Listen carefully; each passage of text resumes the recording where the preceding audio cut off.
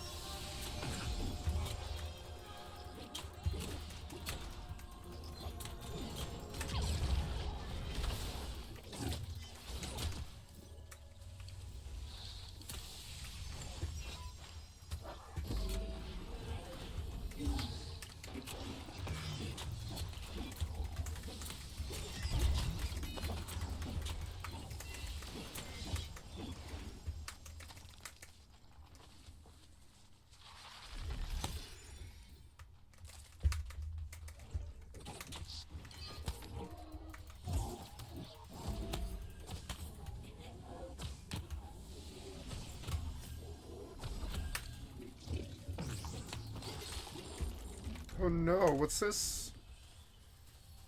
Oh, just the mobs. I was like, oh, am I being ganked already?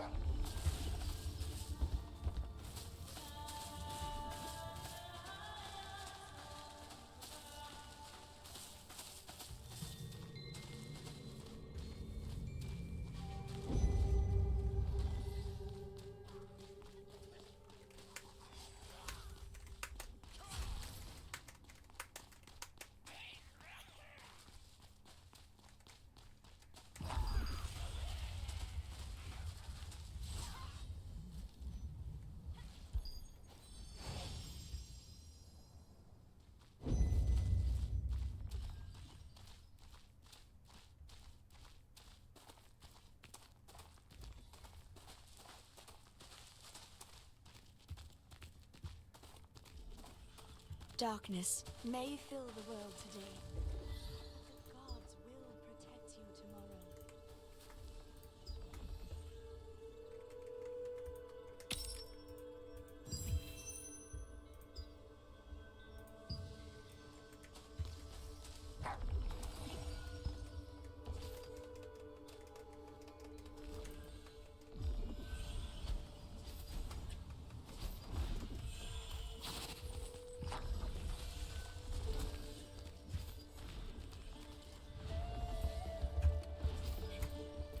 Oh, hello! Now that we've... Oh, here.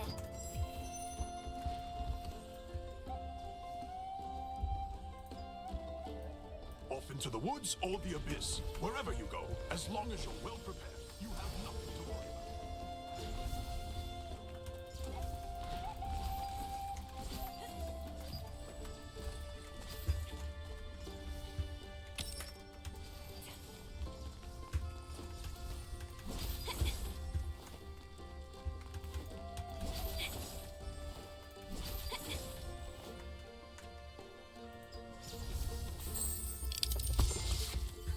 Luck always finds you in unexpected places.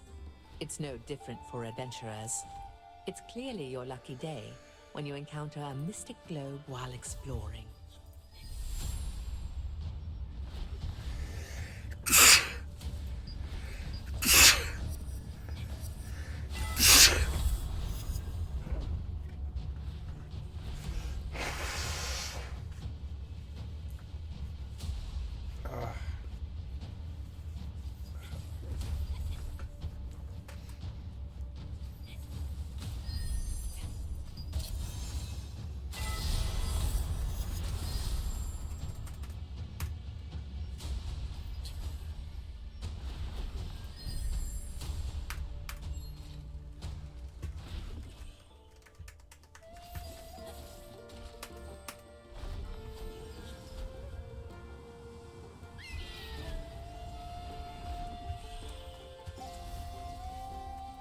I feel something from... Of course. Off into the woods or the abyss. Wherever you go, as long as you're well prepared, you have nothing to worry about. Wow.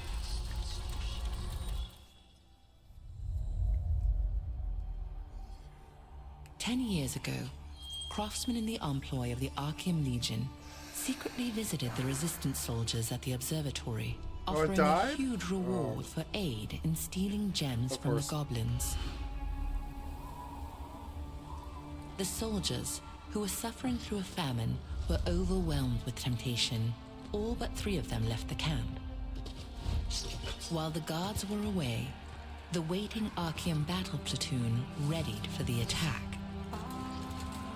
Watch Captain Henson understood the situation all too well. He told the 3 remaining guards to flee, and one of them, Ruffalo, escaped into the woods with his head hung low. Battling against an endless sea of enemies, the 2 remaining guards died horrible deaths. Henson, who lost an eye, rose again each time he fell, sword held high. Just as Henson, gravely wounded, neared his own death, Ruffalo returned. He had not fled at all, but instead brought reinforcements who drove back the enemy forces. Although the bravery of Henson and his men saved many lives, he blamed himself for the death of the soldiers and resigned as watch captain. 10 years later, he still quietly defends the front lines and is admired and respected by the local resistance forces.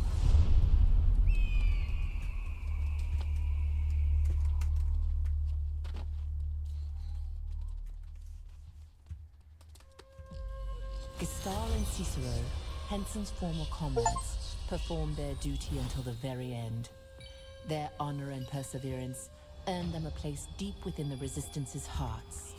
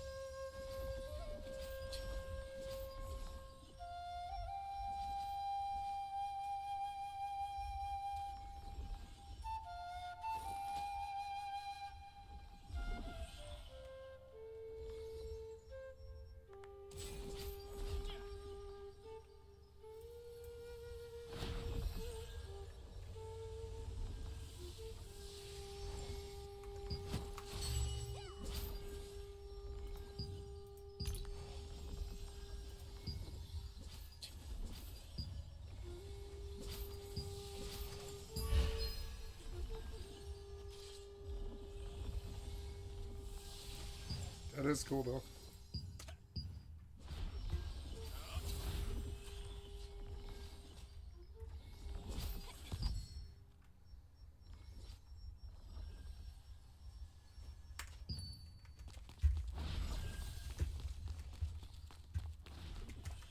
I've been working at the Starlight Observatory Ruin Storage for a long time. Years now.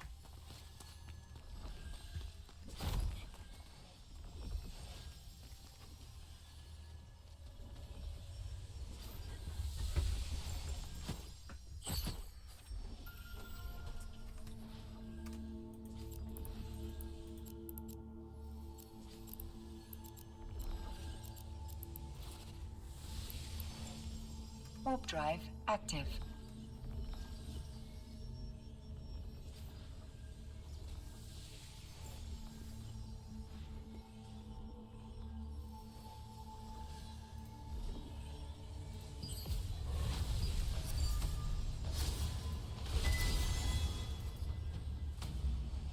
Docking request accepted. Adventurers who challenge themselves shine. But you need rest. Can you hear me? Is anyone there? If you can hear me, please touch... Oh, thank goodness. Can you come...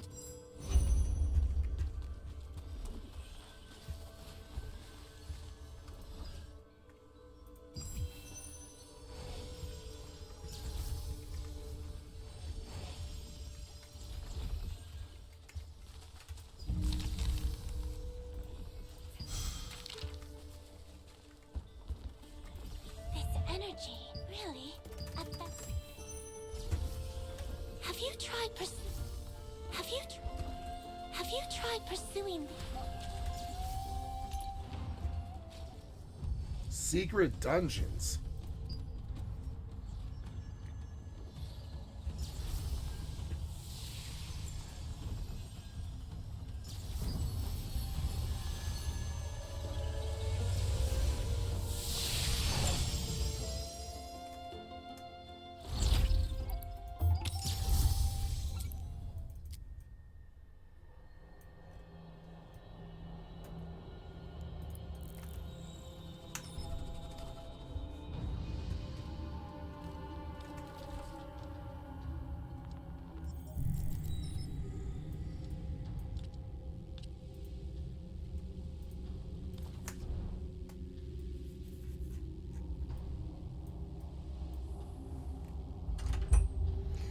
Gotta look at my calendar here.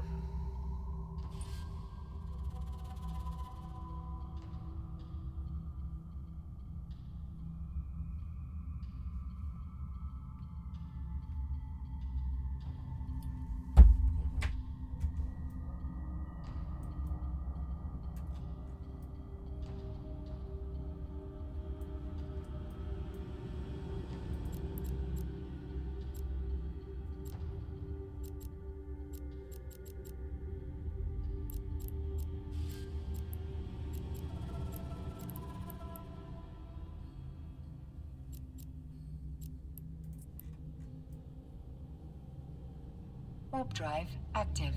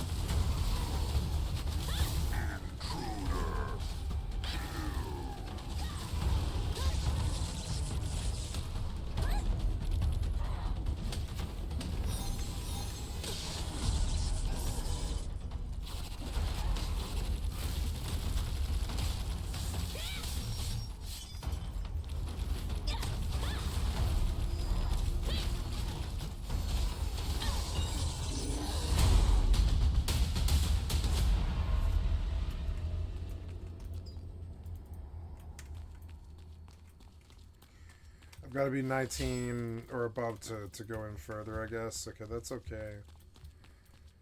Move on to the next floor, but I can't. I'll just exit. I'll have to kill him again, maybe. I don't know. It was like a level cap. But it was good. Adventurers who challenge themselves shine, but you need rest.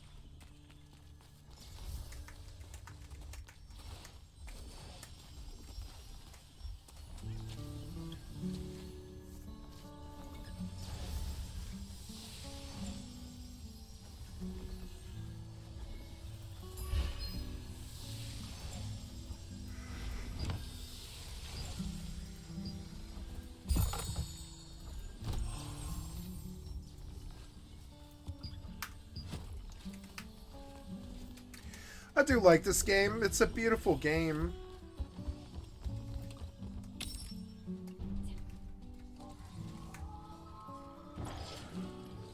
These games are playing well with others. It's good.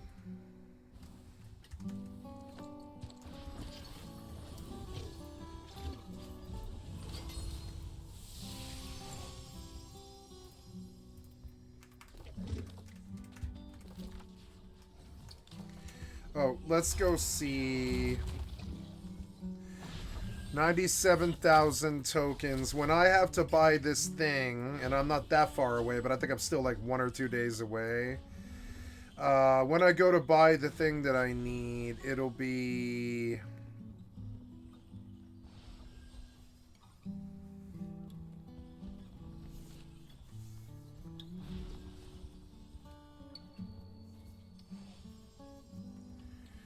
Where is it? It's like...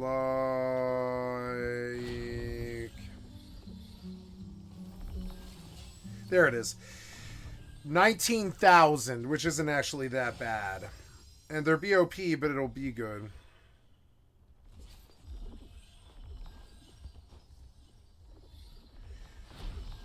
Prismatic Scarabs. Primal Drum Mount Attachment. Oh, cool. Yeah, 42... Oh, it's 20,000 gold, though.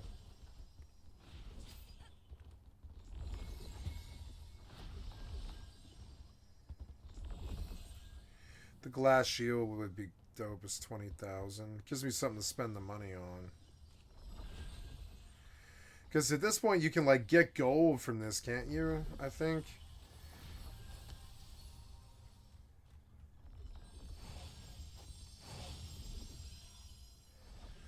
Oh, it costs money? It costs 2,000 gold, but yeah. Yeah, those probably sell really well. Well, it's not like you really need to sell. You just make bags with them and sell the bags.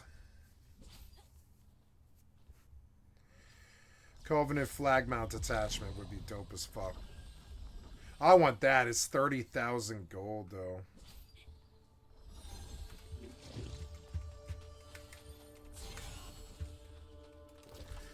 So let's go do that one. Let's switch it up and we'll go do that one in Eden Grove. I don't know how to get to this. It's like...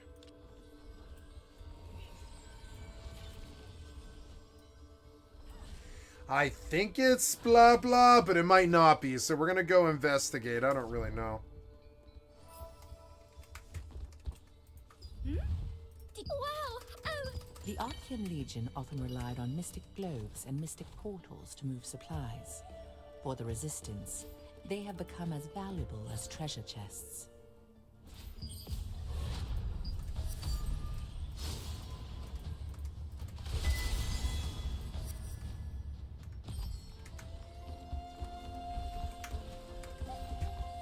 Off into the woods or the abyss. Welcome!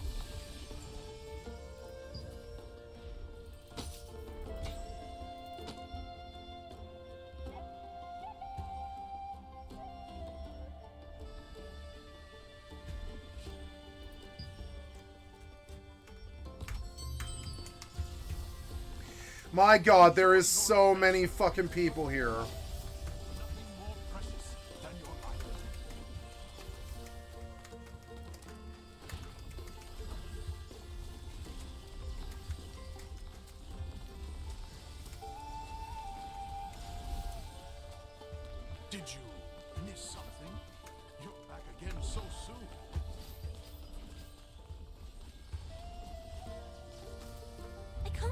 just might.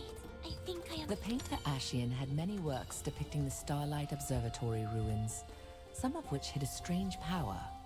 It pulled those who carried stars in and transported them to a far-off place.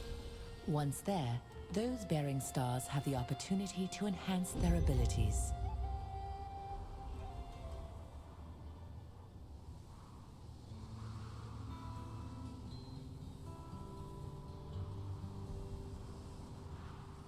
I like this game. I think it is good.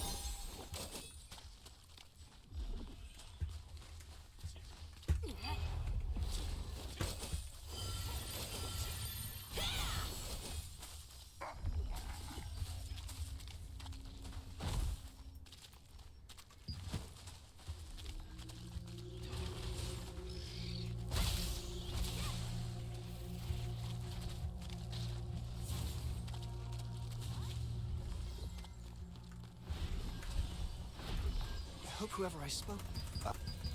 read them. I hid dig them. Rutain, whom you met in the forest, was investigating the disappearance of a child from Dienta village. He said the search area, Carmine Forest, was extremely dangerous.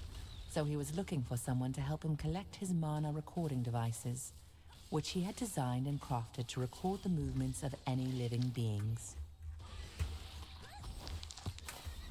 While Rutain was busy investigating the monster Mordecai's nest, you wandered around the forest collecting the hidden mana recording devices. You fought off the spiders that interrupted you, and collected the devices that had been hidden in bundles of spider eggs. You're back already. I hope...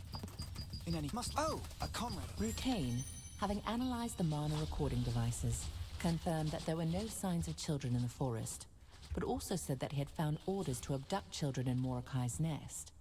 Knowing that the situation was even graver if it was a kidnapping rather than a disappearance, he asked you to inform Robert, another member of the terrific trio. He also mentioned that Robert would be looking for the missing child in the nesting grounds.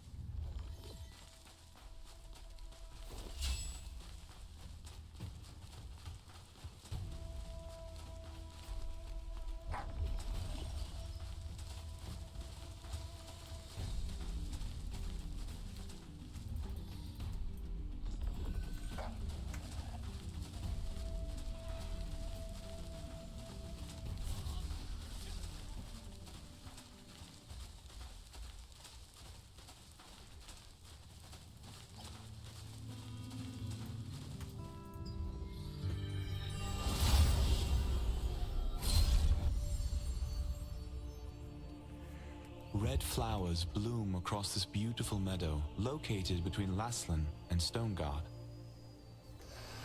However, contrary to its appearance, it is home to aggressive creatures such as terror birds and quillixes, which is troubling for the merchants who pass through.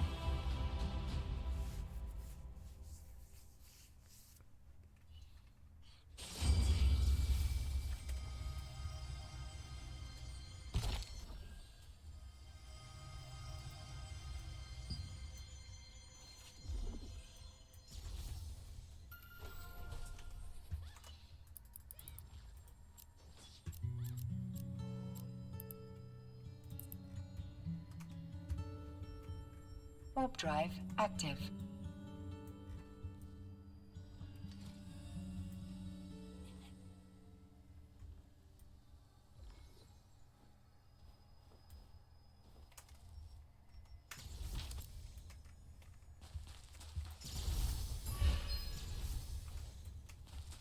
Docking permission requested. Docking request accepted.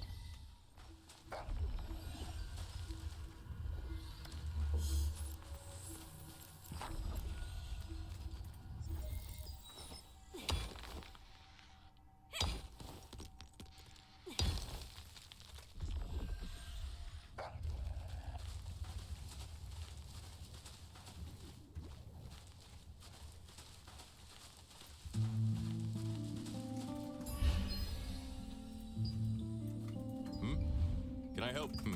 I spot that. All right. Robert, who had been investigating the nesting grounds, immediately redoubled his efforts when he heard Rutain's message.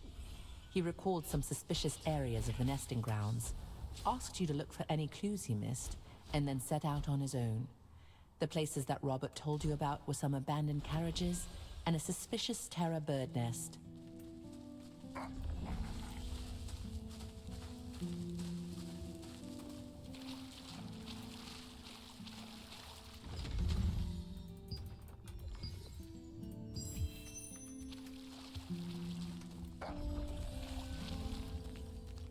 A lot of busy work.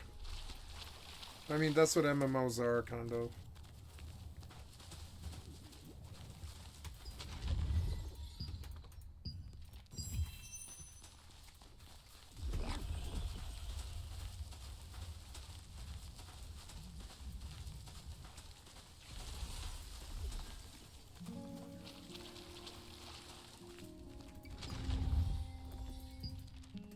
Carriages passing through the nesting grounds are often attacked by fierce birds.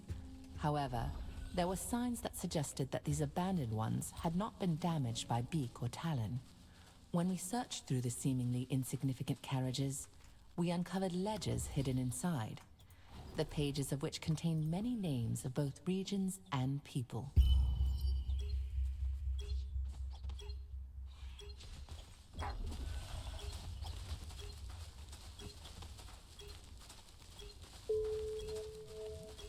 The hell?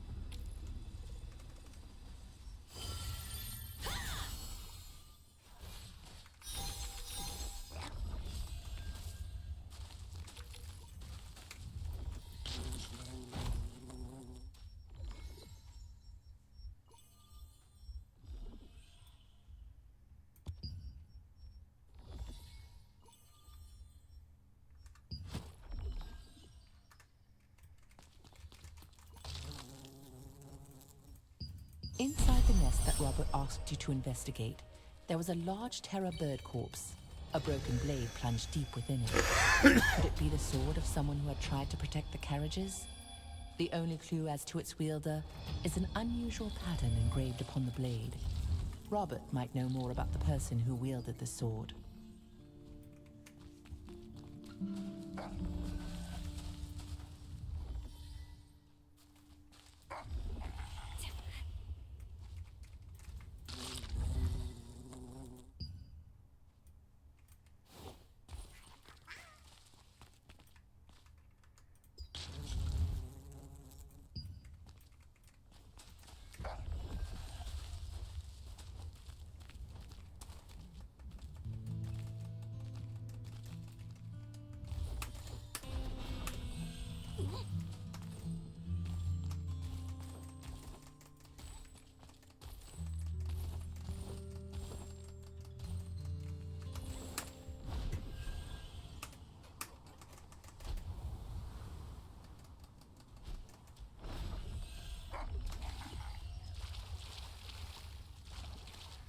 The water looks good.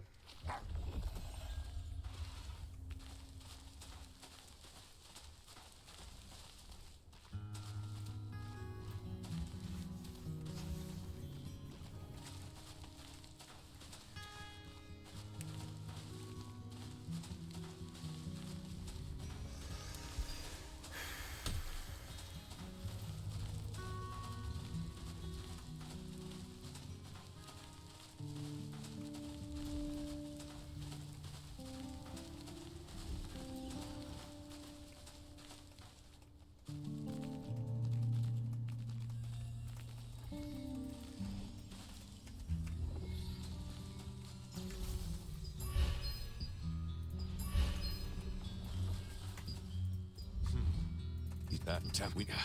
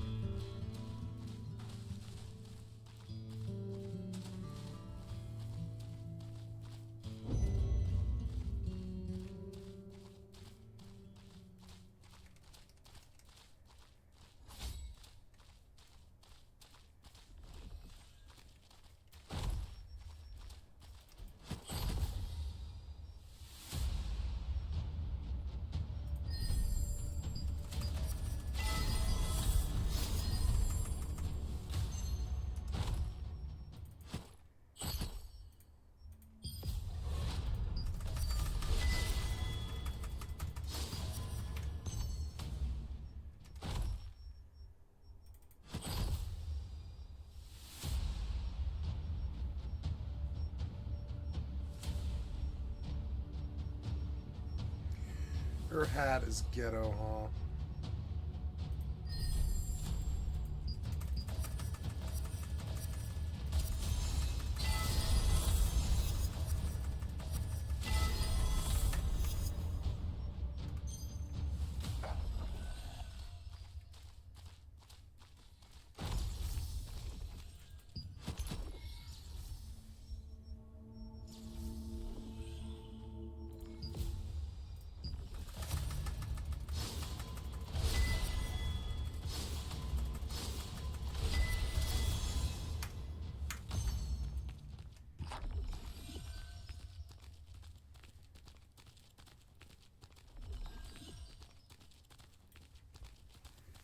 I'm enjoying the content. It's good.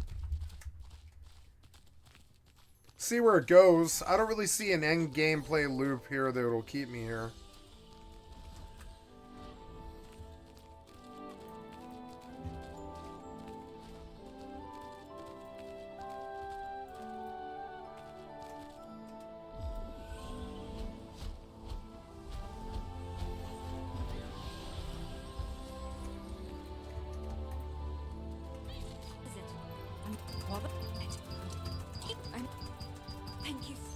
Robert realized that this was an Archean Legion conspiracy.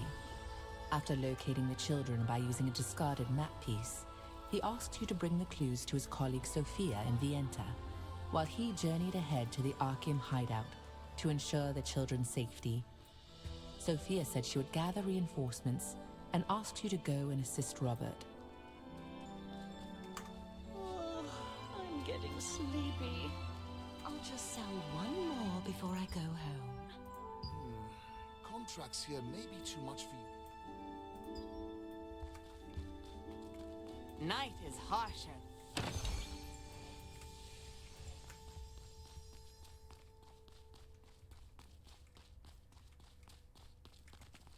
Working late for the guild, are we?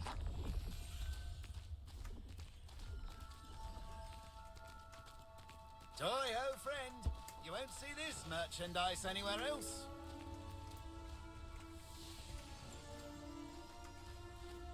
Strong guilds need big benefits. Flowers! I've got flowers! How about a flower to show your love?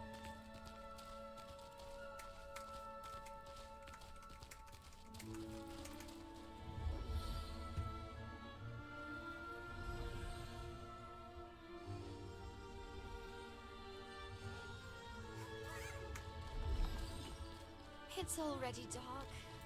Oh, would you like to take a look?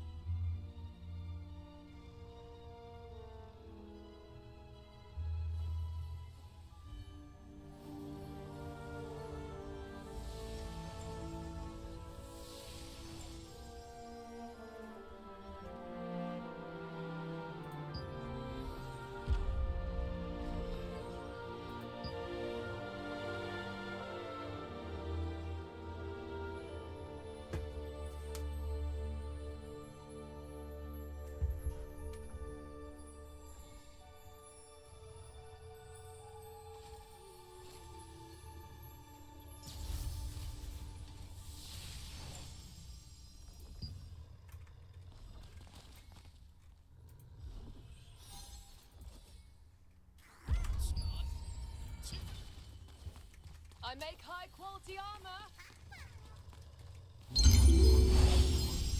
You'll do a dungeon.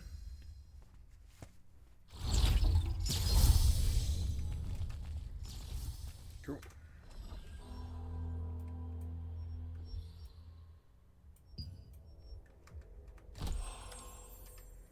Oh man, how many people are in this?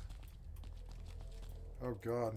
So can I target them? Yeah, I can. I can just target them if they're low.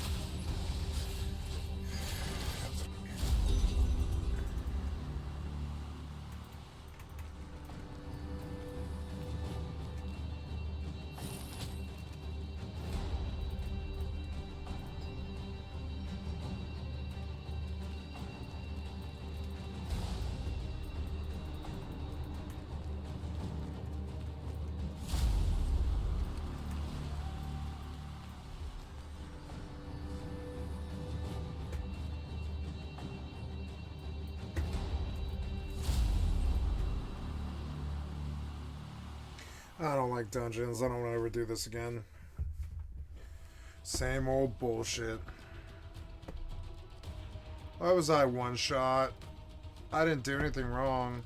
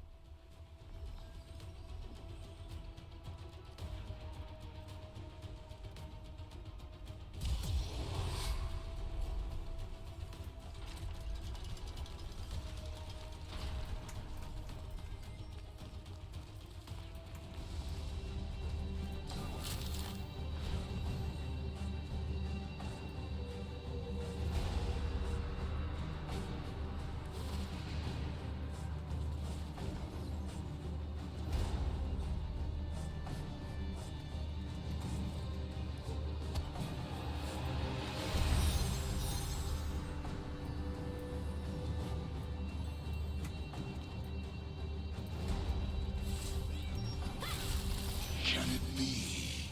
Are you the ones who dare to trap me?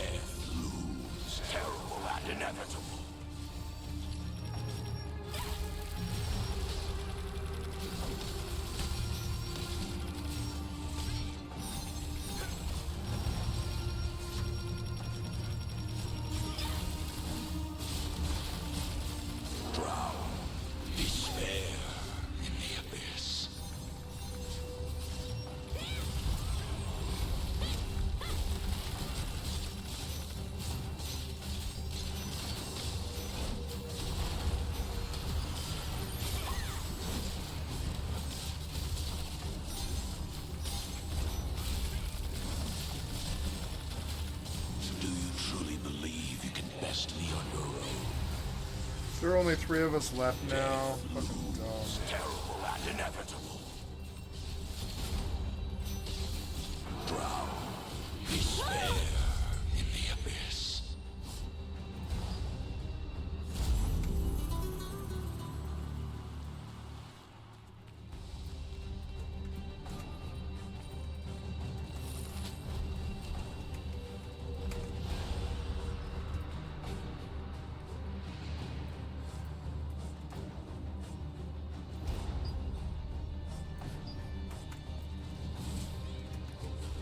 Can it be? Are you the ones who dare to trap me?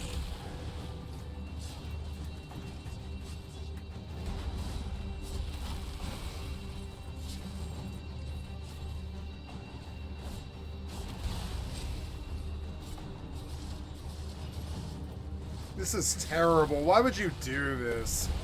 Fucking terrible shithead developers.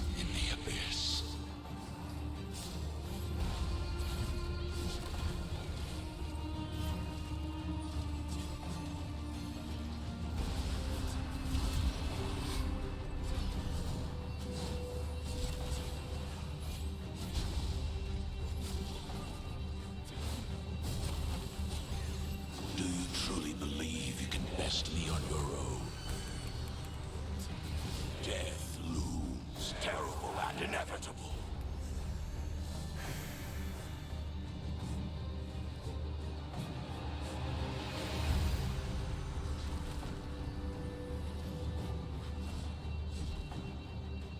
Drown.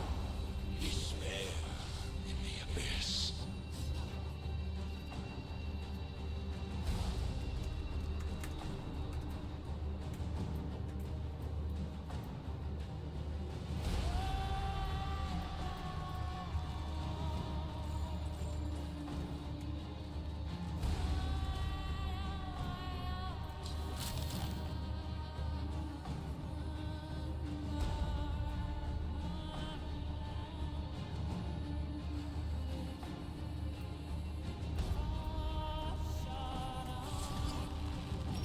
Can it be? Are you the ones who dare to trap me?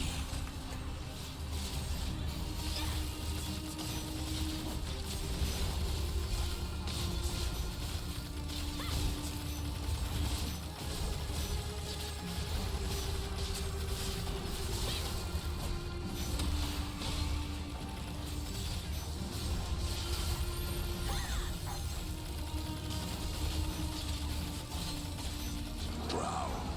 Despair in the abyss.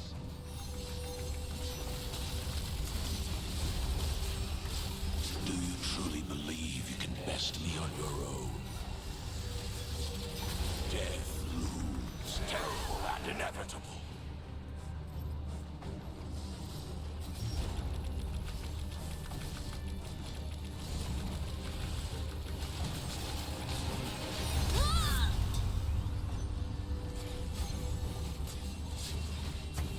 Drown. Despair in the abyss.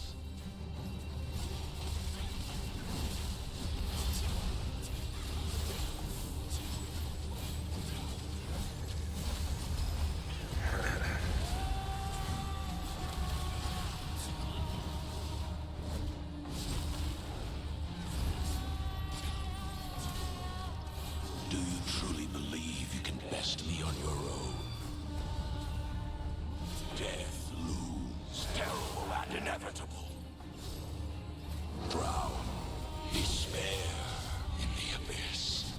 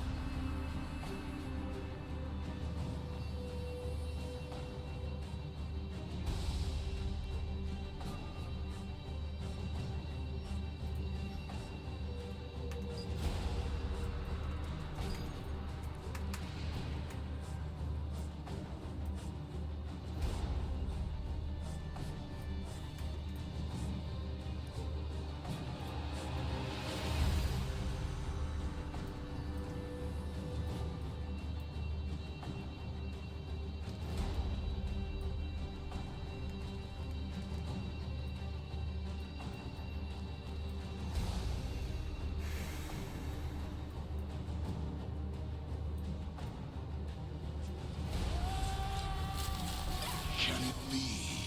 Are you the ones who dared to trap me?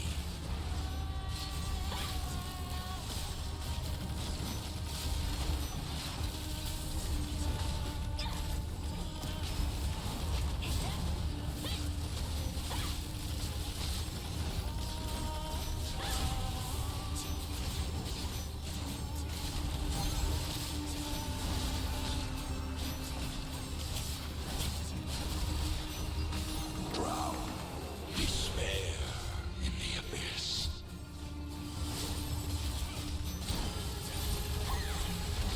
Do you truly believe you can best me on your own?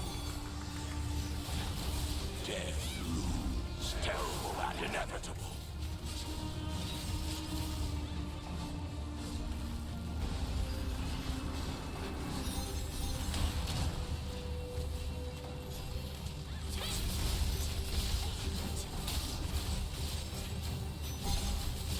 Drown despair in the abyss.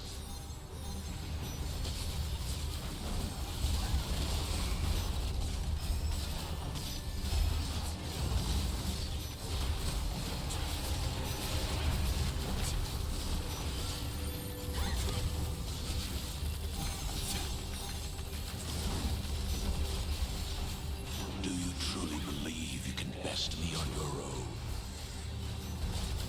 Death looms terrible and inevitable.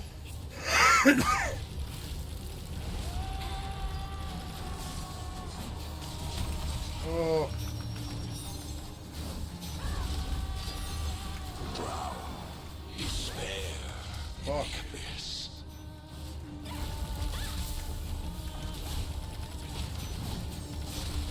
Oh god, get out. No. 3 seconds. No. Come on. Oh. Oh, go.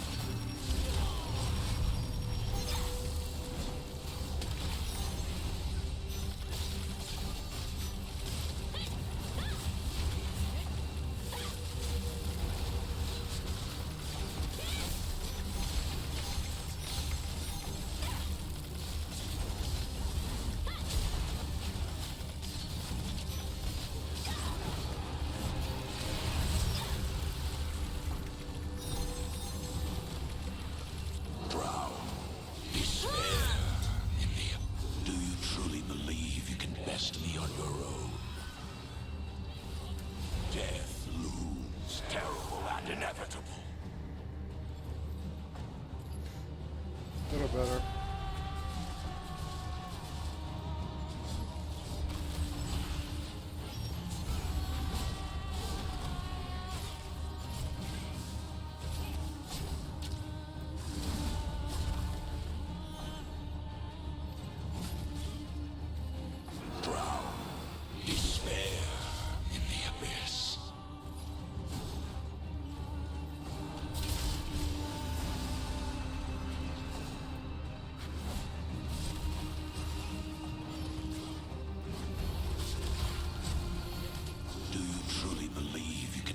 Me on your own.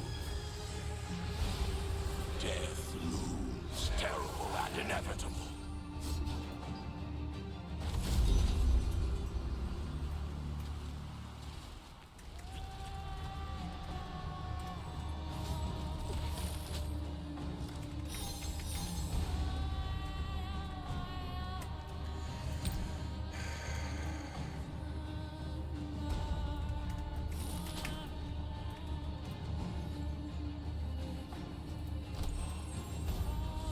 Can it be? Are you the ones who dare to trap me?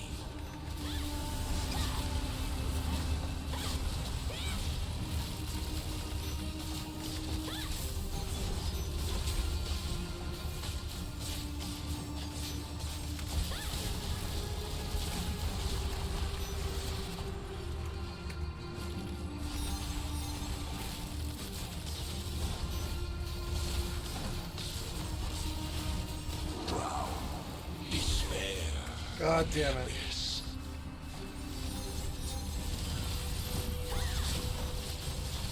Do you truly believe you can best me on your own? Death looms terrible and inevitable.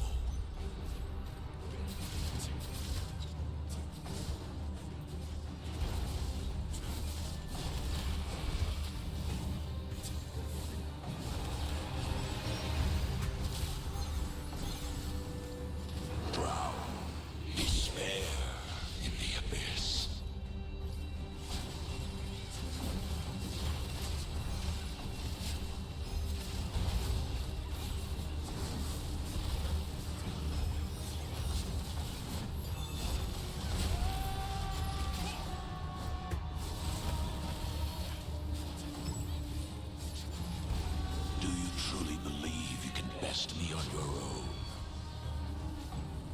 Death looms terrible and inevitable. Drown, despair in the abyss.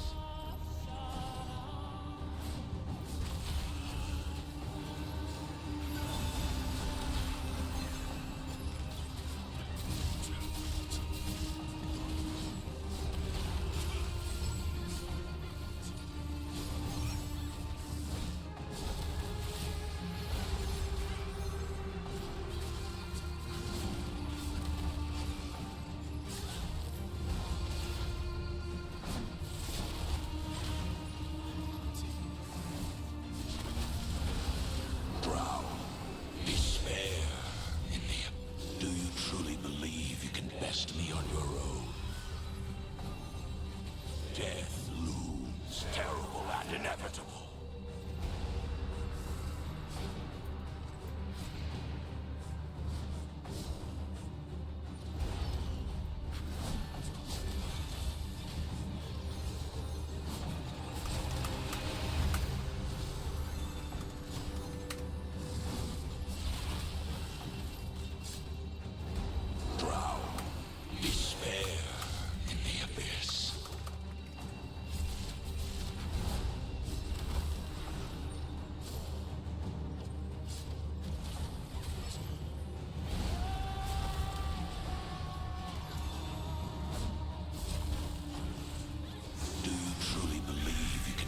Me on your own.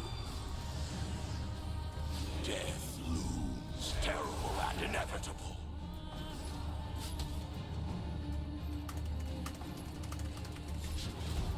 Drown, despair in the abyss.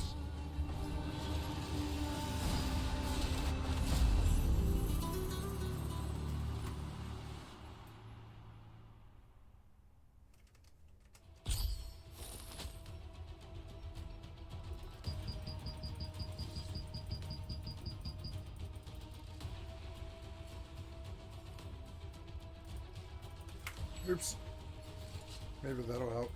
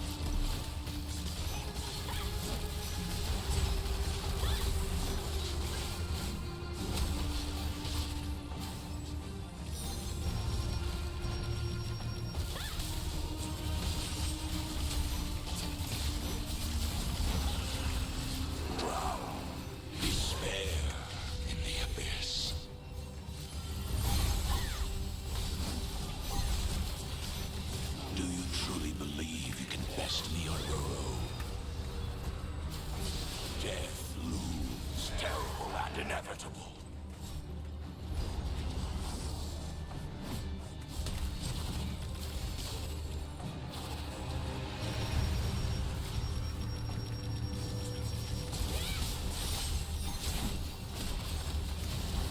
Drown. Despair in the abyss.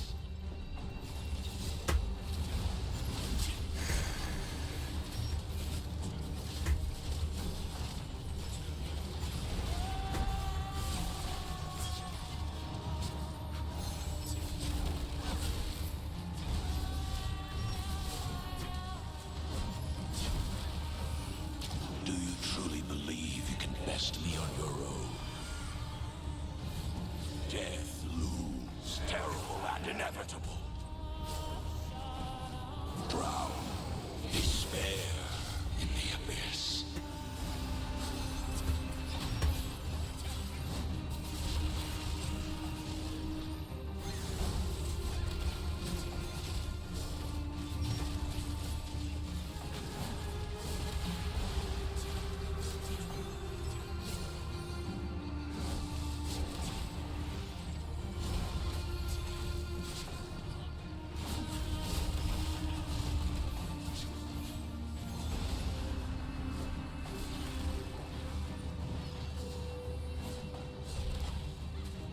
Drown.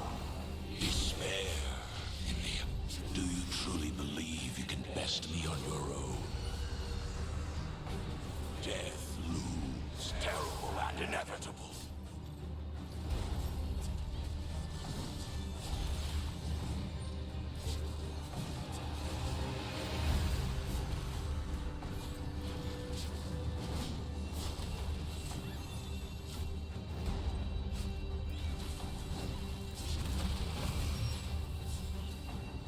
Drown. Despair in the abyss.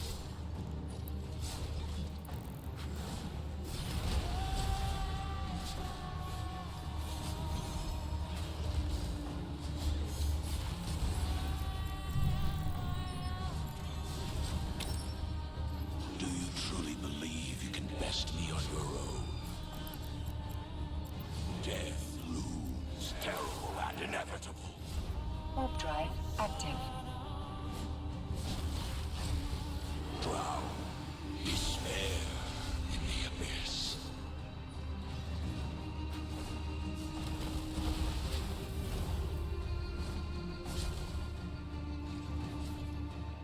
Docking request accepted.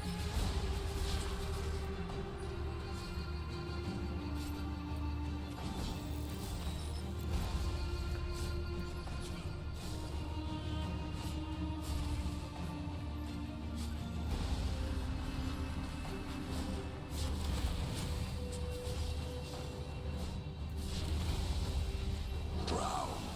Despair in the to be vanquished. Light.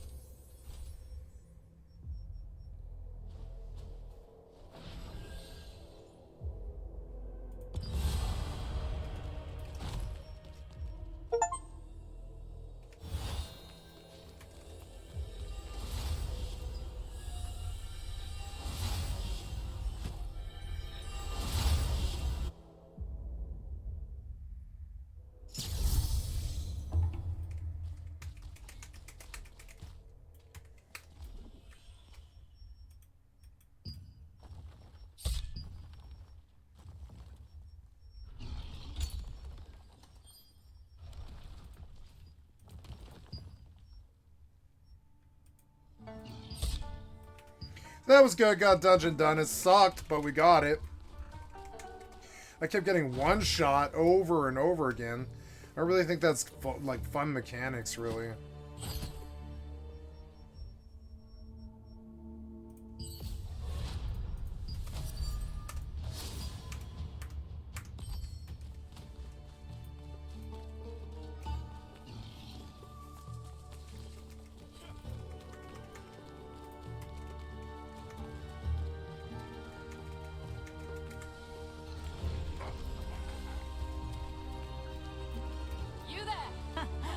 think there are some accessories that you're missing. Welcome. Oh, only necklace? Oh no, I can make rings and stuff, yeah? What did I pull out of there? Let's see.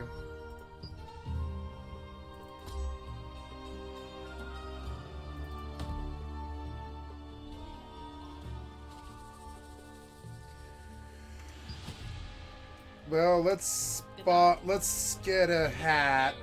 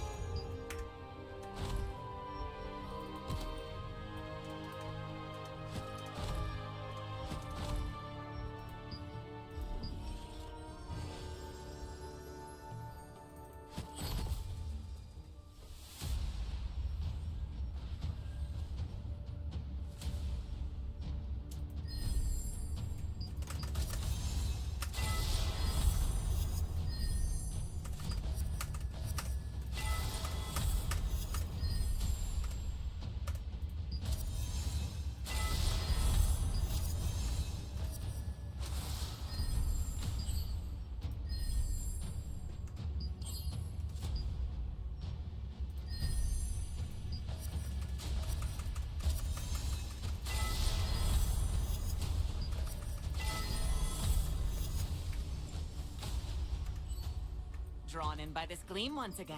Welcome.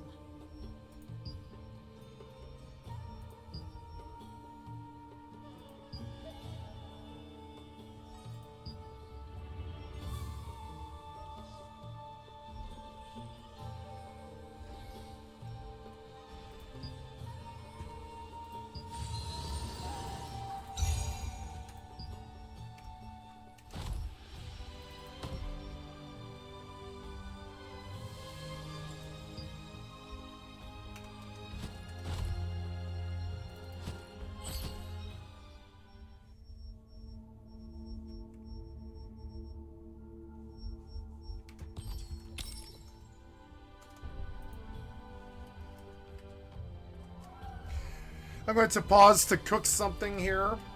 It's been about 9 hours, and I'm going to make something to eat. I'll be right back. I won't be long.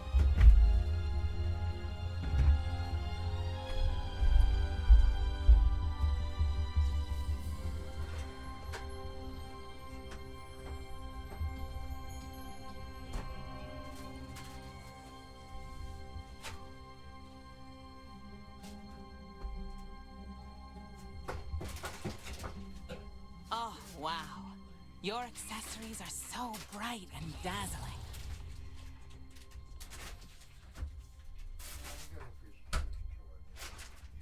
Well,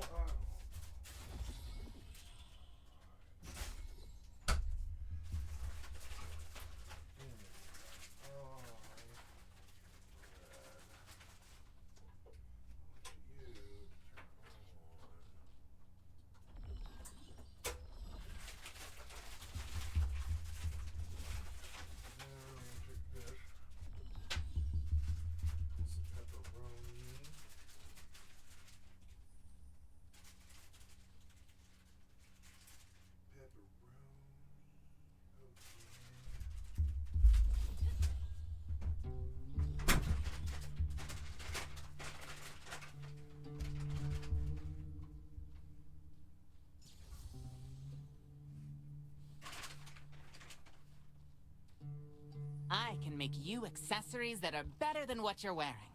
Have a look around.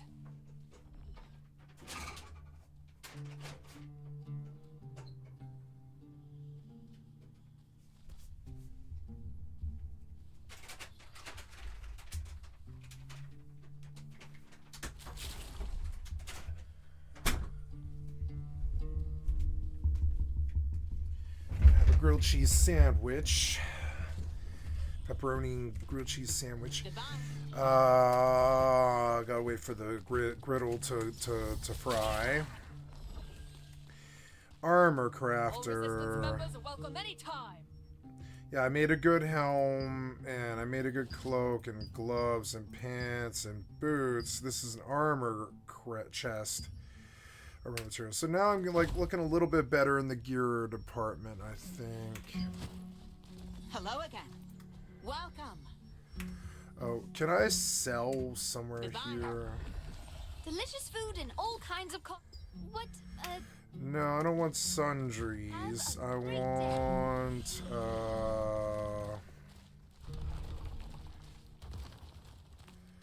like a merchant. flowers? I've got flowers. How about a flower to show your love to someone? Aye, clean up Equipment before you go. vendor, cooking oven, We have sundries all the- merchant. Choose carefully. We're sure to have Don't something. need that anymore, or that crap anymore. Sell. And I think we're good. What are these? They're quality lithographs for accessories. For crafting. Uncommon. Okay. Come again.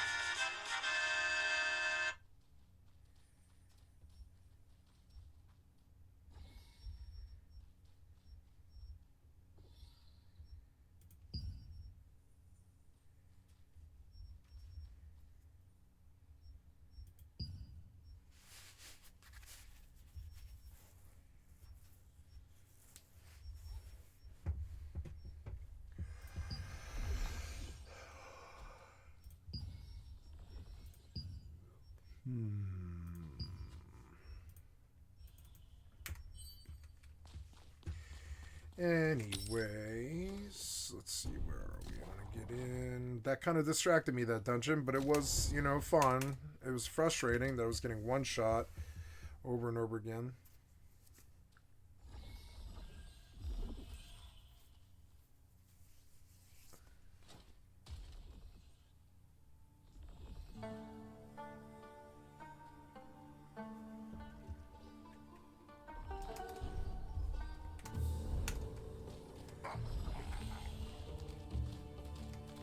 Flowers? I've got flowers.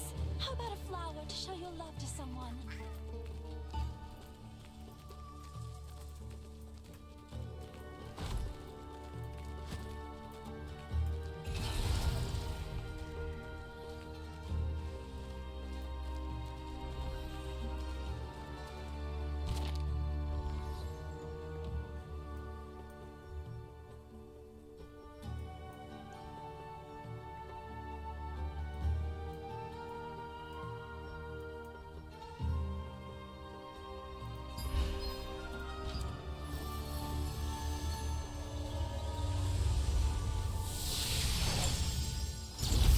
I'm gonna check on my food.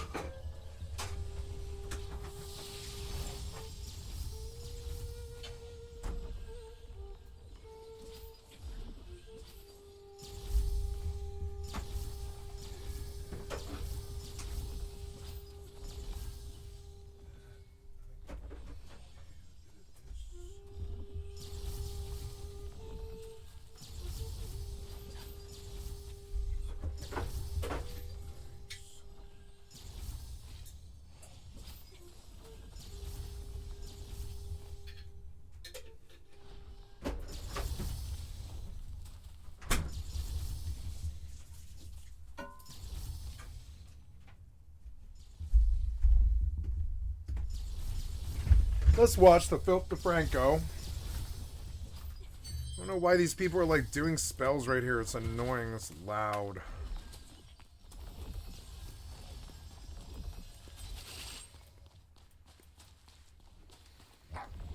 Your bag looks a little bit heavy there. Maybe get it organized first? Shut up, you. Yep, there we go. And good, and we on this end. We'll fire you up. Oh no, am I out? I'm out of fire. No, I'm not out of fire. I'm just out of copper ore. Nice. Alright, run the silver then. Should probably buy silver too. Okay, let's watch the Philip DeFranco.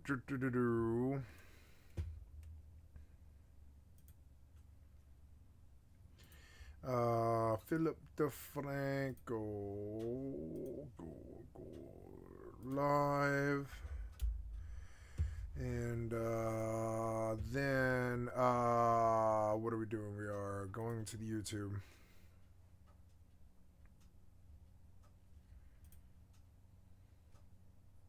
Sup, you beautiful Thank you, Philip bastards. DeFranco, for the Welcome excellent back content to from the the stream. I'd like to Show. sub to your channel. Daily dive into the news, and we have a lot to talk about today. But first, to switch things up for a second and not immediately stress you out or ruin your day. As many of you long-timers know, I'm an avid book reader and audiobook listener, and sporadically I recommend things, but I figured, why not actually have our own little book club? So today, I'm launching the DeFranco Book Club, and it's simple. I recommend one book a month that I really enjoy, and then you read it or you don't read it. That's it. But because this is the launch, I'm going to announce 2 books for this month, one that you might have heard me gush over for the past 2 years, and one that's new. The first, you know it's coming. Project Hail Mary. It's from Andy Weir. He made The Martian, also lesser known Artemis. It's one of my favorite books from the last 2 years. Unlikely hero, world-saving sort of thing. Don't want to ruin the story. I will never stop recommending this book. But then, for something newer and, you know, we're getting into spooky season, I'm recommending Incidents Around the House. It's by Josh Mallerman. Get something to drink real quick. I'll be right back. Quite good.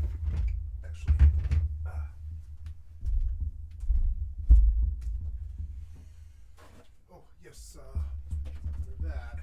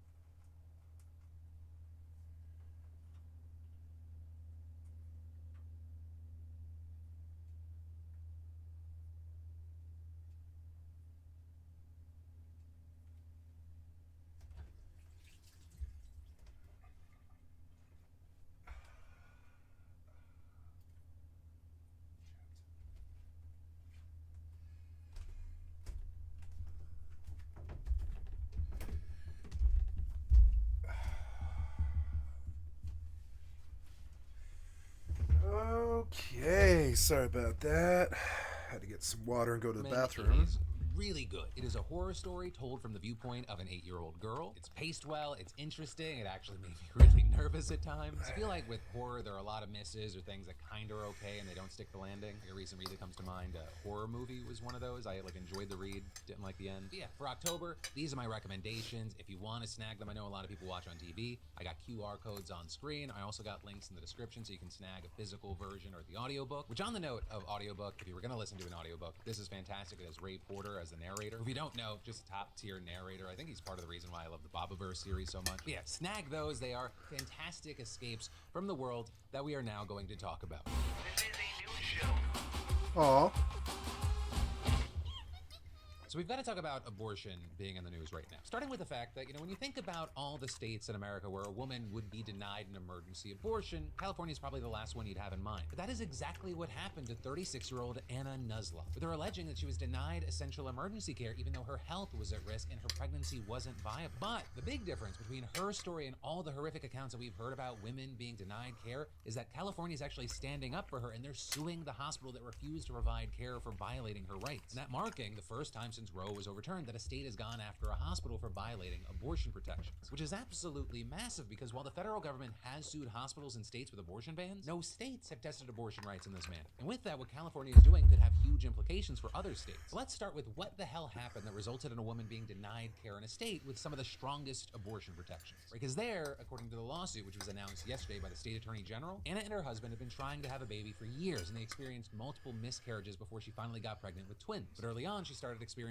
severe cramping, pain, and bleeding. It becoming so serious, she had to go to Providence St. Joseph Hospital in Eureka 2 times. So that being a Catholic-affiliated hospital with the most well-equipped emergency department in the region. But both times, she was told that the fetuses had heart tones and was sent home despite her symptoms persisting. But then, when she was just 15 weeks pregnant, her water broke way too soon, with that causing severe bleeding and pain, and she was rushed to the nearest emergency room, which just so happened to be Providence St. Joseph Hospital in Eureka. When she got there, the doctors informed her that one of the twins' amniotic sacs had broken and lost all fluid, meaning that it wasn't going to survive. And when she asked about the other twin, they told her that it was extremely unlikely that she could maintain the pregnancy. And so as a result, the doctors agreed that if Anna didn't terminate the pregnancy quickly, she would be putting herself at risk for infection, hemorrhaging, and threaten her future fertility. But despite the fact that the doctors literally recommended she abort the other twin, she was informed that hospital policy prevented them from giving her an abortion because one twin had possible heart tones and her life was not at enough risk. But then at the same time, the lawsuit also alleges that a doctor suggested that Anna take a helicopter to a hospital almost 300 miles south in San Francisco, but warning there that it would cost $40,000 that her insurance wouldn't cover. When she asked if she and her husband could make the nearly 5-hour drive to San Francisco, she said the doctor replied, "If you try to drive, you will hemorrhage and die before you can get to a place that can help you." Which I just have to ask, if someone is going to die if they drive less than 5 hours, how does that not qualify as life-threatening? But that said, after several hours at Providence, Anna and her husband drove 12 miles to Mad River Community Hospital. Before leaving Providence, she claims that a nurse sent her away with a bucket of towels like you'd use to clean a bathroom for the car ride. And then when she finally arrived at Mad River, she was actively hemorrhaging. She passed a massive blood clot. She spontaneously delivered one of the twins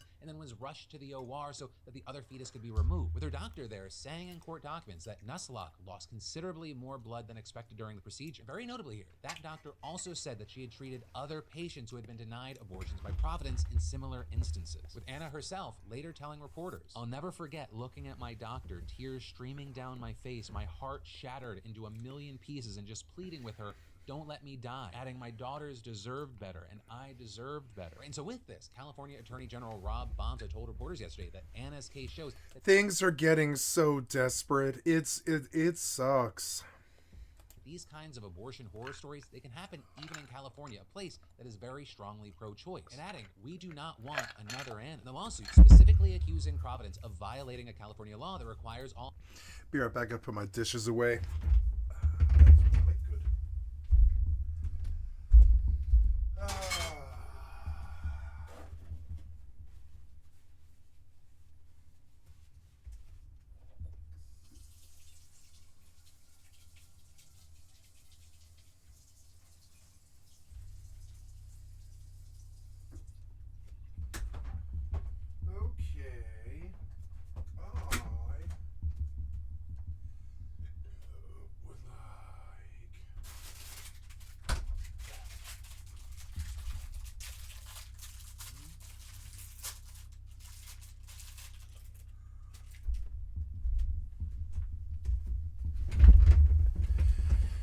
Things are getting really desperate. I can't believe the horror stories I'm starting to hear. It's like, oh my All god. hospitals with emergency rooms to provide care to anyone in danger of Too loss many of life people. or serious injury or illness, as well as saying what they did went against state laws concerning civil rights and business conduct. Now, very notably, in this situation, there are laws that allow doctors to opt out of performing elective abortions due to religious beliefs and prevent religious-affiliated hospitals from being forced to perform those elective procedures. But a very key thing is that emergency protections law does not allow for religious exceptions when hospitals operate emergency rooms like Providence does. So as a result, Bonta is seeking an injunction to ensure that Providence's patients are getting emergency health care, including abortion, which is especially important because Mad River, where Anna ultimately ended up getting the care she needed, they're actually closing their labor and delivery unit later this month, meaning that Providence, that's going to be the only hospital in Humboldt County that even has a labor and delivery unit. And with all that said, as far as how Providence has responded, the hospital issued a statement saying it was heartbroken over Anna's experience and adding, Providence is deeply committed to the health and wellness of women and pregnant patients and provides emergency services to all who walk through our doors in accordance with state and federal law. But for now, we'll have to wait to see what happens there. But again,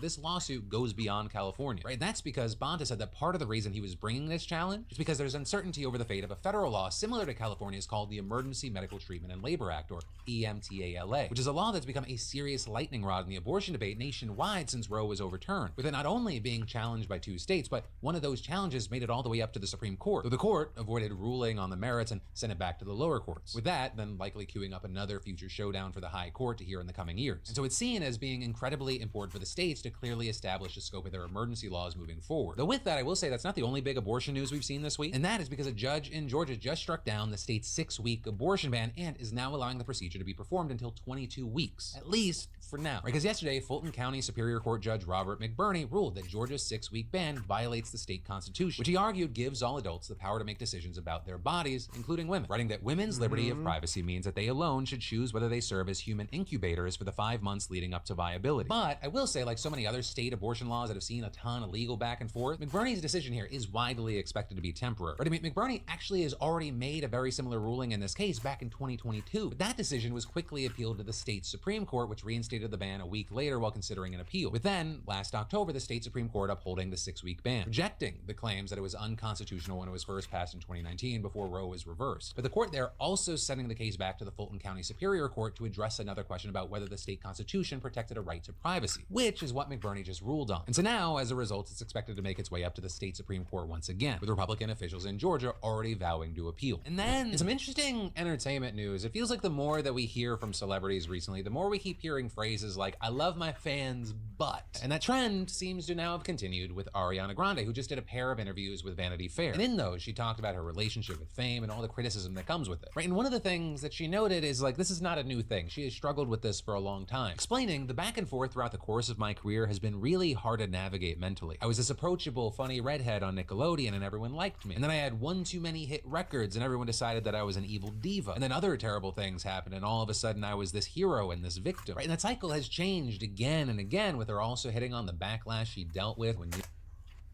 news of her relationship with Ethan Slater, aka SpongeBob, sparked a massive internet frenzy. Because he had tons of people accusing him of cheating on his wife to be with her, people calling her a man stealer and a home wrecker. Ariana here placing a lot of the blame on what she referred to as disreputable tabloids, who she said created a ton of false narratives and stories around their relationship. But also here adding that the hardest part wasn't even that they were writing about her, but the fact that everyone believed the worst version of it. With her adding there, honestly, it's taken me a lot of hard work to be able to last this long and to heal certain parts of my relationship to fame and to what I do because of these tabloids that have been trying to destroy me since I was 19 years old. But you know what? I'm 31 years old and I'm not a perfect person, but I am definitely deeply good and I'm proud of who I'm becoming. I will never let disreputable, evil tabloids ruin my life. I'm proud of your becoming too.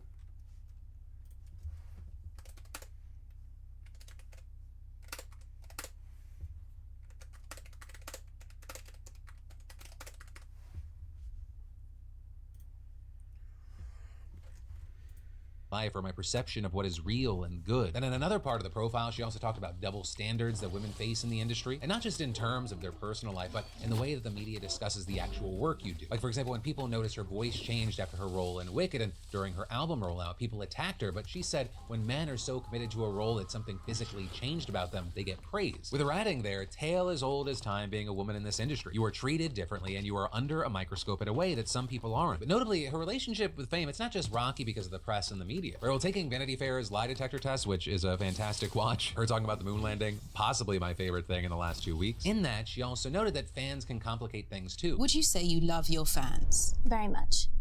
Yes? Truthful. Do you love them all the time? I love them always, but I think sometimes they can hurt my feelings.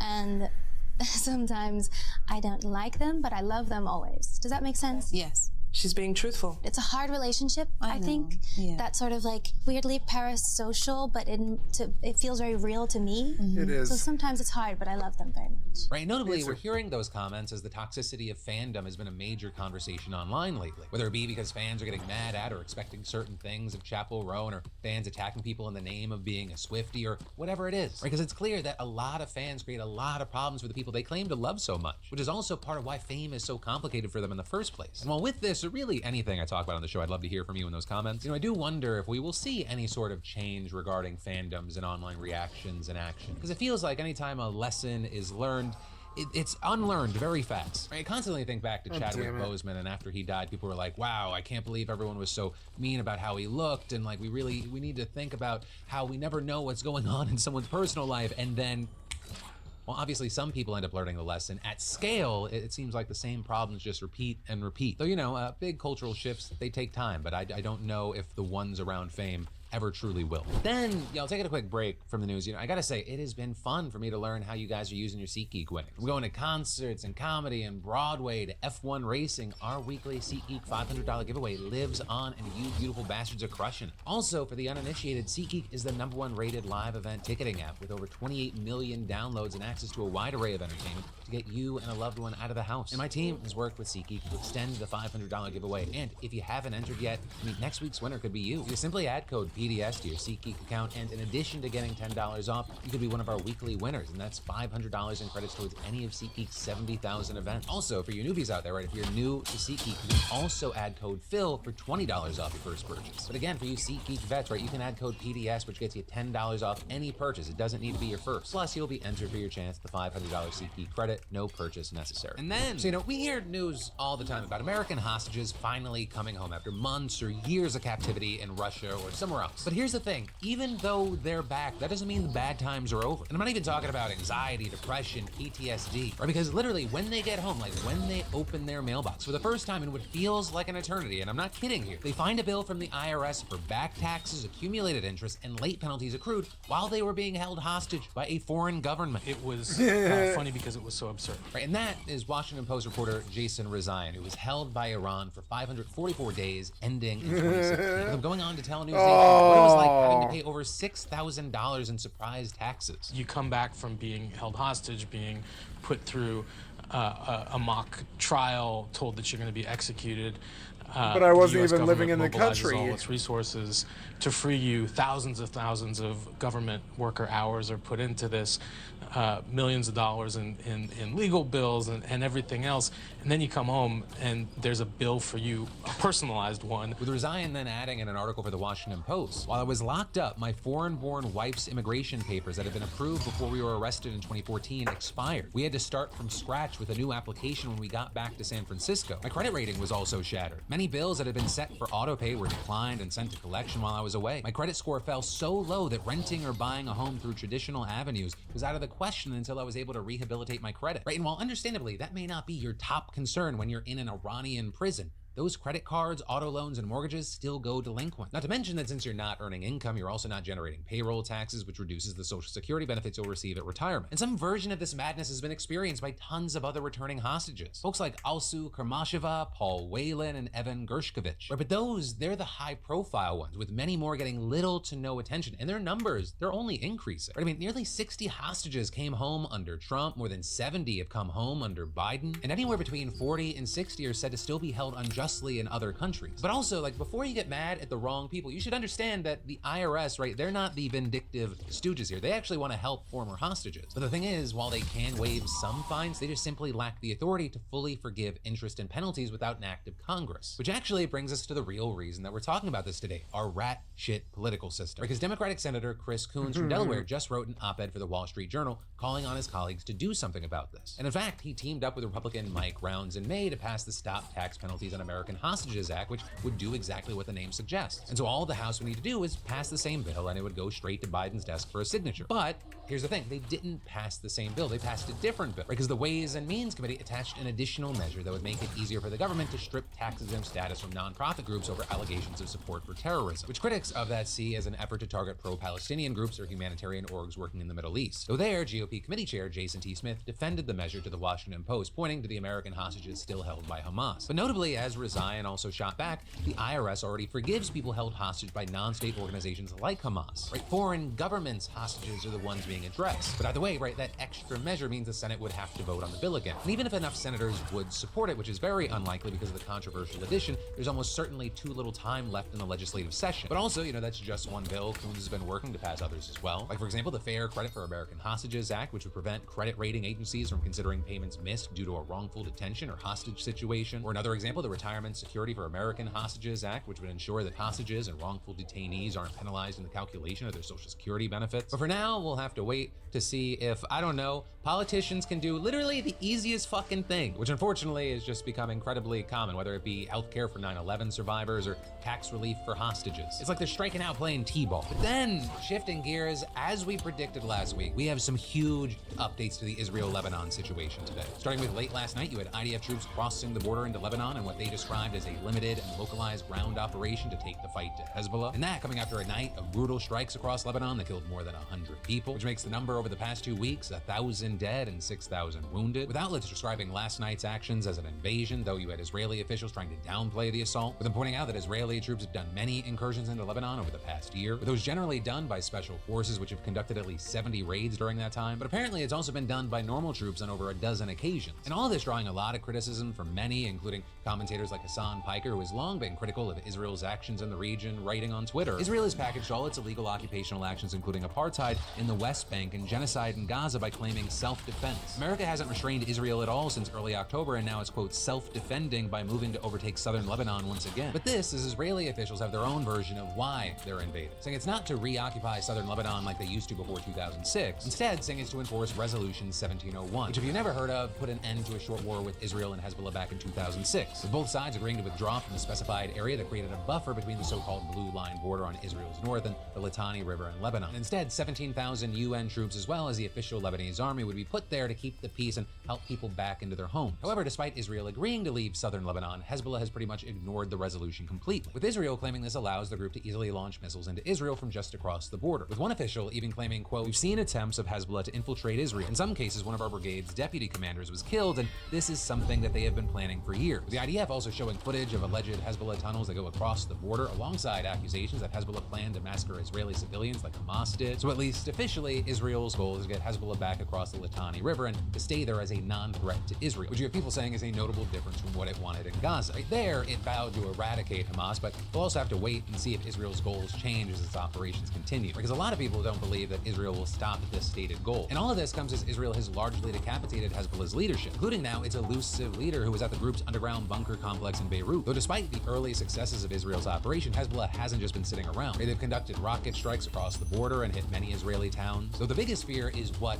Iran will do, because they are a major supporter of Hezbollah, and they've had operatives working with the group in Syria for years now. And I mean, today we started off reporting that the US fears that a missile attack from Iran was imminent, to them even warning that embassy personnel and their families needed shelter in place until further notice. So Israel originally pushed back on this, with an IDF spokesperson saying, as of this moment, Israel does not perceive an imminent threat from Iran. But then, as we were filming the show, they switched their tune, with Rear Admiral Daniel Hagari warning that a large-scale attack was imminent and for citizens across the country to shelter in place, with it then taking about 10 minutes for the missiles to travel from Iran to Israel, and it was clear that this attack was much bigger than the few strikes Iran sent back in April. And while information's still coming in, because this is developing as we're making the show, right now it looks like Iran sent over 100 intercontinental ballistic missiles into Israel, which is a really important distinction because these are generally much faster than the rockets Hamas sends in, and it's a real stress test for Israel's Iron Dome. Based on reports, it seems like Tel Aviv Aviv was the target, and the footage is insane, right? There are waves after waves of missiles falling into the city, some of which seem to be destroyed, but it's hard to confirm. However, explosions were also heard, making it clear that some at least struck the city. And it's just that as we're recording, we don't know the extent of the damage or how many people were killed in the strike. And so, of course, all of this marking a very, very clear escalation of the hostilities between Israel, Hezbollah, and Iran, which, you know, is why we've seen so many people taking this seriously. I mean, even before the attacks, the US and UK had troops on high alert in the region. And now since Iran's attack, Biden and Harris have met to discuss the situation on how to move forward. And as for Israel, it is now widely expected that they will retaliate, and former Israeli ambassador to the US, Michael Oren, is on CNN saying there are no facilities, including nuclear facilities, that are immune from an Israeli response. And so it currently feels like there's no reason to think that things will not continue to escalate. And specifically regarding that, within Lebanon, the big question is what will Lebanon's actual army do, and whether Hezbollah will actually try to dig in and fight or just move behind the Litani River. And then, of course, within Iran, everyone's going to be on edge to see how Israel responds. And again, this is all developing in real time, so we're going to have to wait to see what happens next. And then, are you watching the debate tonight, and how are you watching the debate tonight? Right at 9 p.m. Eastern, you got JD Vance and Tim Walz taking the stage. And while vice presidential debates usually aren't that big of a deal, one, this race right now is incredibly close, so you never know what's going to tip the scales. And two, this may very well be the last debate before the election, or because Trump has so far refused Harris's challenge to have a second debate. Which, yeah, I mean, if someone smacked my ass like that on national television, I don't know if I'd be coming around for seconds. So, you know, with that, while obviously we're going to talk about the debate tomorrow, for today, I gotta ask, if you're watching it, how are you watching it? Or because one thing that this whole election cycle, but especially big events like this have put a spotlight on, is how important streaming platforms like Twitch, Kick, Rumble, and even YouTube have been. Or there's been this long evolution, but now, more than ever, it's not just about gaming, it's also about politics. But that is especially true this year. In fact, on Twitch, for example, the number of broadcasting hours under the politics tag has increased almost 40% since last year. And yeah, of course, it has to do with how insane American politics have become and the fact that it is an election year. But notably, regardless of the reason, all that's meant that streamers have become a big focus for both presidential campaigns. I mean, you're talking about millions of mostly young, mostly male Americans whose primary source of news and information are these streaming sites, right? I mean, when Harris demolished Trump in their debate last month, tons of people were watching on a live stream not connected to a news organization. With Hassan Piker, for example, unsurprisingly one of the most watched, with around 170,000 people concurrently tuning into his stream. But that being 36% higher than when he streamed a presidential debate in 2020. And this is also, you have people like Aiden Ross, who notoriously interviewed and gifted Trump a Rolex and a Cybertruck back in August. And audiences like Ross's, they're a key big thing, because that audience is what Trump's people have explicitly referred to as target persuadables, right? And what that means is men under 40 who are more likely to get their news from social media than from newspapers or TV. But in any case, right, the actual most watched commentator on a live stream was a guy by the name of Dan Bongino, right? If all the numbers are legitimate, he had around 349,000 viewers on the conservative streaming platform Rumble, which again, if those numbers are legitimate, means that more people watched him stream the debate on Rumble than watched the Wall Street Journal, Fox News, C-SPAN, or CNN stream of the debate on their own YouTube channel. And beyond that, Rumble actually reportedly broke its record for concurrent viewership on the night of the Harris-Trump debate, with more than 1 million people watching across various streams. So yeah, with that, I ask again, if you're watching tonight, how are you watching? Because it should be an interesting one, especially because I know that one of the concerns around Walz is that he's not a fantastic debater. We'll see how it goes down. But then, NordVPN isn't just a sponsor of our show, though they are a fantastic one today. They're here to protect your online activity with next-generation security features designed for your safety and privacy. Right, and with that, I'll share some features that back that up. For starters, threat protection. That feature safeguards you from malicious sites, downloads, trackers, and intrusive ads, even when you're not connected to the VPN. For extra protection, turn on CyberSec to block malware, hosting websites, annoying ads, and botnet control. And NordVPN keeps all your data safe behind a wall of next-generation encryption. Your privacy is priority, and with strict no-logs policy, they never track, collect, or share your private data. And their kill switch ensures that your data is never exposed. Also, another reason I use Nord is to stay anonymous online, where they mask your IP address, keeping your browsing private. And with thousands of servers worldwide, you can enjoy limitless internet access and fast, secure P2P sharing. Plus, the family definitely enjoys Nord's ultra-fast connection, so you won't sacrifice speed for security. Stream your favorite shows with uninterrupted streaming and protect up to 6 devices with just one account. Seriously, why haven't you gotten NordVPN yet? It's a no-brainer, and you can get a huge discount on a 2-year plan, plus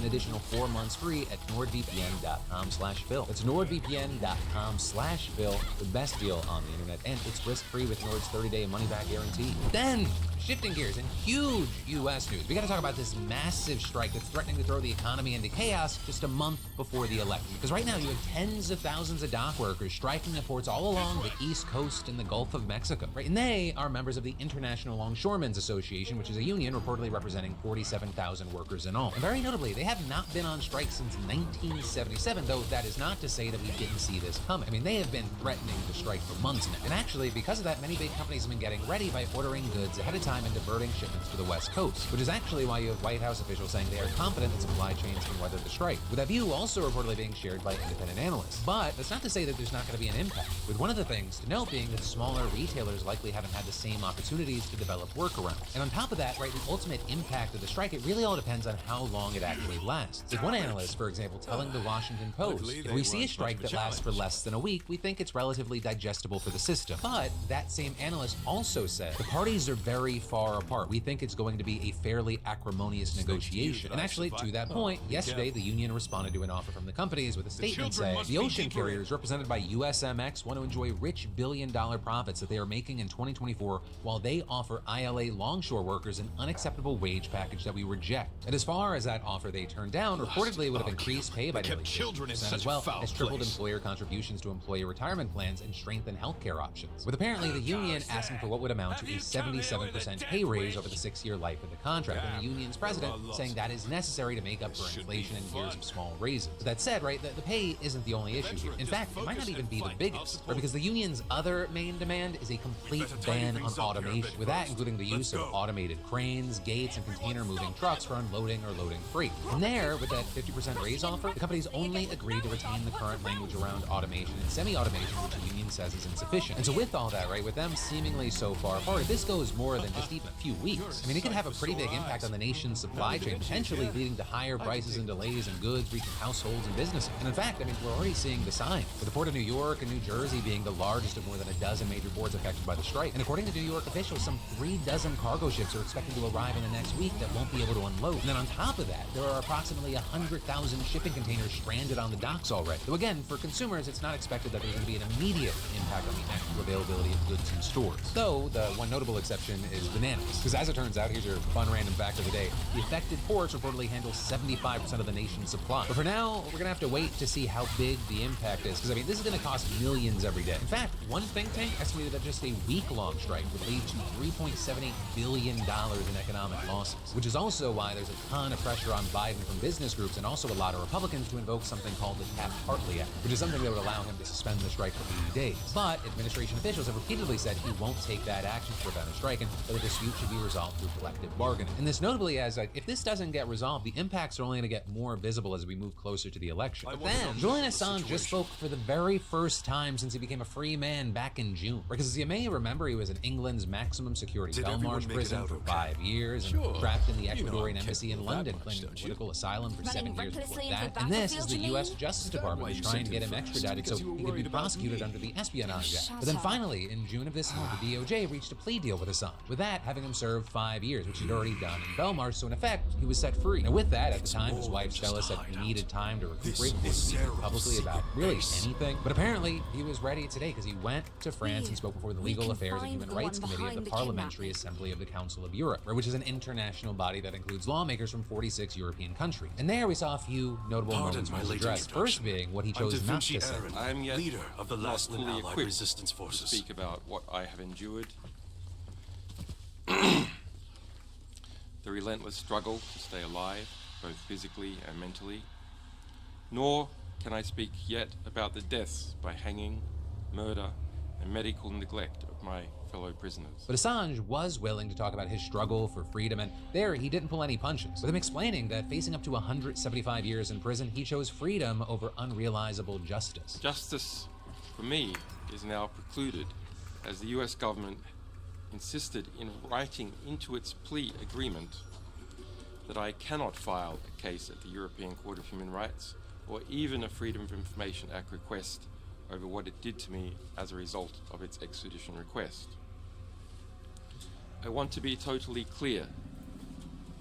I am not free today because the system worked.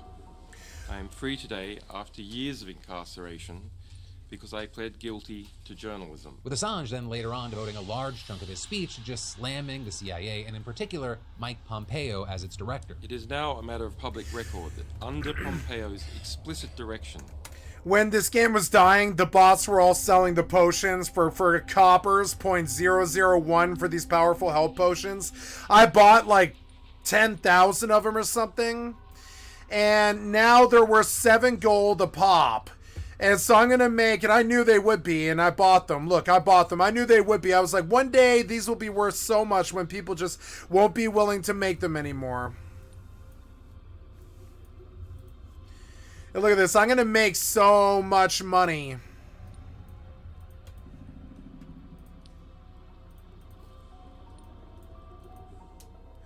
I just posted 700 of them for, like, what is that? 7 gold times 7 is 4,900 gold or something like that. It was insane. Or, like, yeah, no, it's more than that. It's each stack is 700 gold, or no, 7 times 7 gold times 100. Yeah, it is 700 gold per. So, yeah, it's quite a lot. It's good.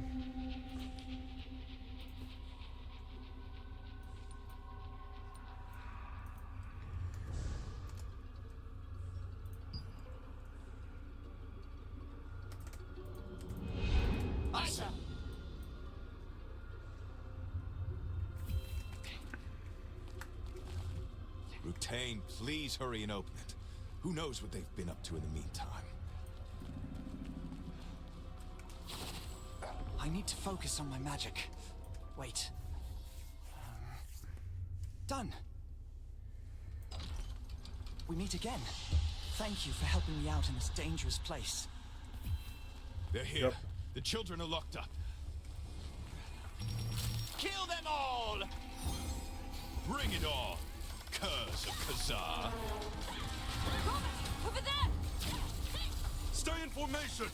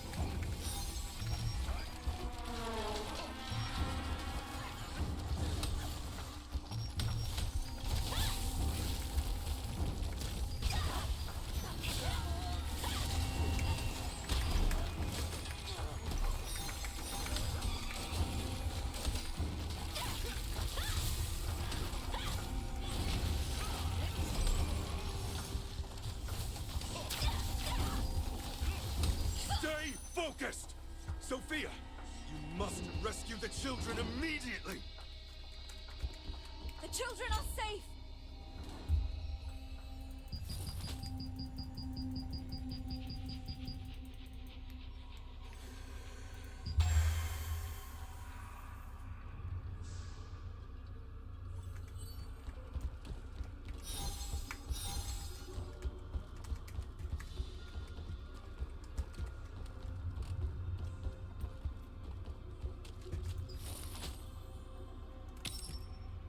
This isn't over. We have to find Zeroth. The CIA drew up plans to kidnap and to assassinate me within the Ecuadorian embassy in London. The CIA I believe this to be true. Was yep. permanently assigned We've to track saved my all the wife, children. and instructions were given to obtain DNA from my 6-month-old son's nappy. And as for the rest of it, he talked a lot about the war crimes, torture, and surveillance WikiLeaks has uncovered, with him also thanking all his supporters for sticking by his side and reiterating the need to protect free speech and a free press. But that, my friends, is the end of your daily dive into the news. Thank you, Phil DeFranco, for the excellent content from stream. Thank you, Legacy Kill HD, for the excellent content from stream. I've liked and subbed your channel. Concerning or problematic about that at all. Besides Ghost of Yotei, Horizon Zero Dawn Remastered was the other big first-party announcement from Sony at their recent State of Play. Something that very few want, and really these remasters are defining this console generation for PlayStation. It's bad enough for remastering games just a couple of years old, but it becomes a problem when you double the price of the original game just to ensure every new player is forced to spend near full price on it. It's scummy, and also a reflection of what's to come in the all-digital future.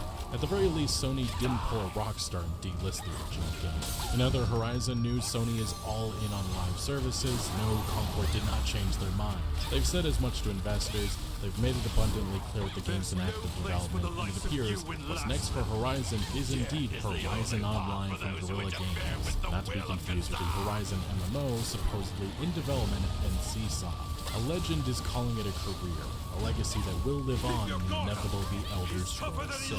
Skyrim Grandma, who has spoken about her hope to play the game before she passes on, has decided to cease content creation as it has become no longer fun. And certainly YouTube can be quite the stressful environment, but Skyrim Grandma has defied the stereotypes that follow the older generation, showing that you are never too old to have a passion and love for games, something that was on display with her videos for years.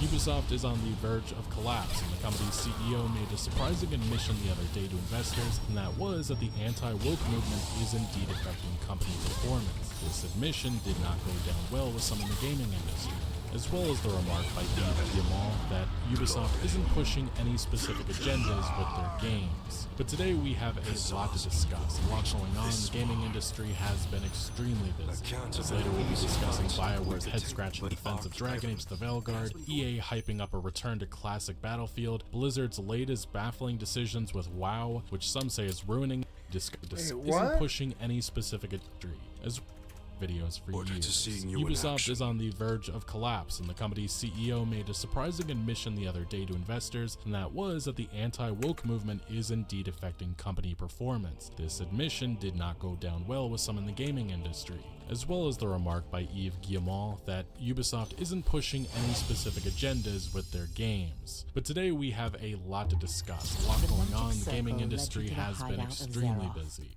The last and commander of Archeum Legion. While you were fighting alongside Robert, Sophia came with Da Vinci and more resistant soldiers. You managed to defeat Zeroth and rescue the kidnapped children. Da Vinci explained that Khazar was behind all this, and asked if you would join the resistance in their fight against the Archeum.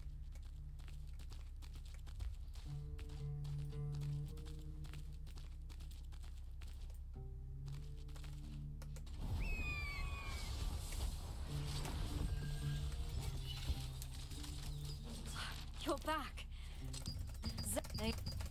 You, Captain David, just like Sophia congratulated you on becoming a member of the Resistance. She reflected on what an honor it was to be personally chosen by Captain Da Vinci, telling you the tales of her memories of being rescued by him as a child. She also revealed her ambition to create a larger guild in order to have the skills to stand side by side with her hero.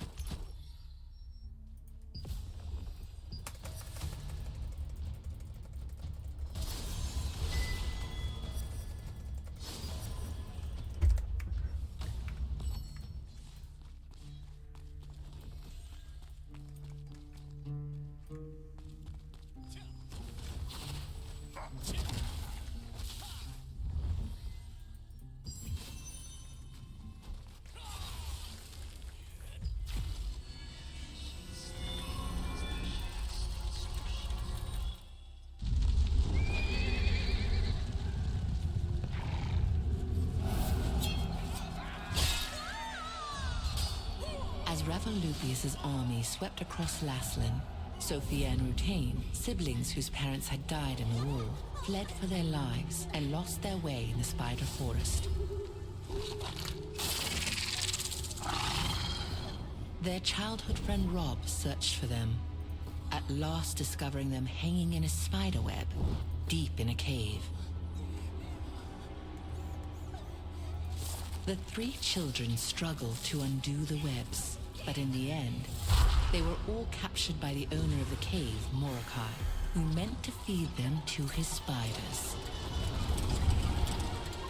At the very moment they thought it was all over, they heard the clash of weapons outside the cave. Rutain's hero, Captain Da Vinci, had been tracking Mordecai when he found the trail left by the children. Backed by resistance soldiers, he rushed to the rescue. The hand that reached out to them in that time of despair planted dreams of heroism in the children's minds, and they resolved to become just like Da Vinci, aiding those in need. 10 years later, the strong and ambitious warrior Sophia, the charming and agile hunter Robert, and the gentle and kind wizard Rutain became known as the terrific trio of the Resistance. Though the terrific trio possessed excellent skills and a strong sense of justice, they also endured an unhappy childhood. After Captain Da Vinci rescued them, they dreamed of following in his footsteps. Soon after, the terrific trio became known as the new heroes of the Resistance.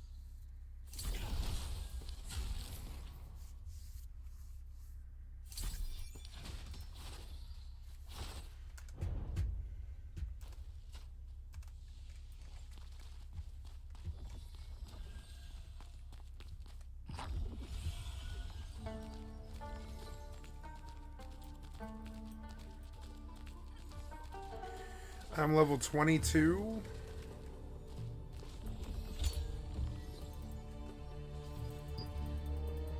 Goodness, what the heck is going on here?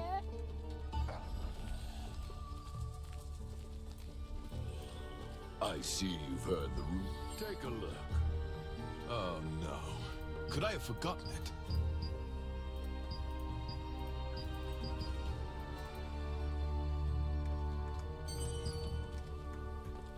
We'll meet again. Destiny wills it. Oh, hello.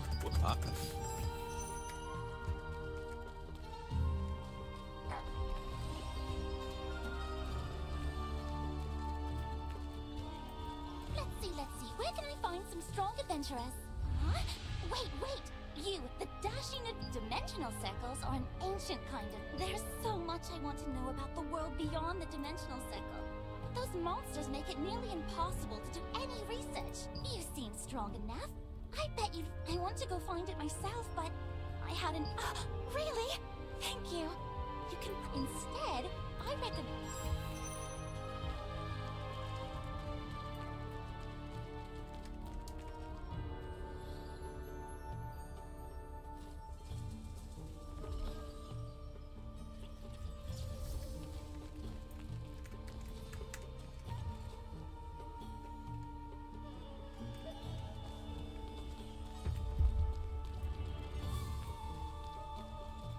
I have to do the Spectre's Abyss again. Yeah, maybe this time it'll be better. I don't know. I'll try.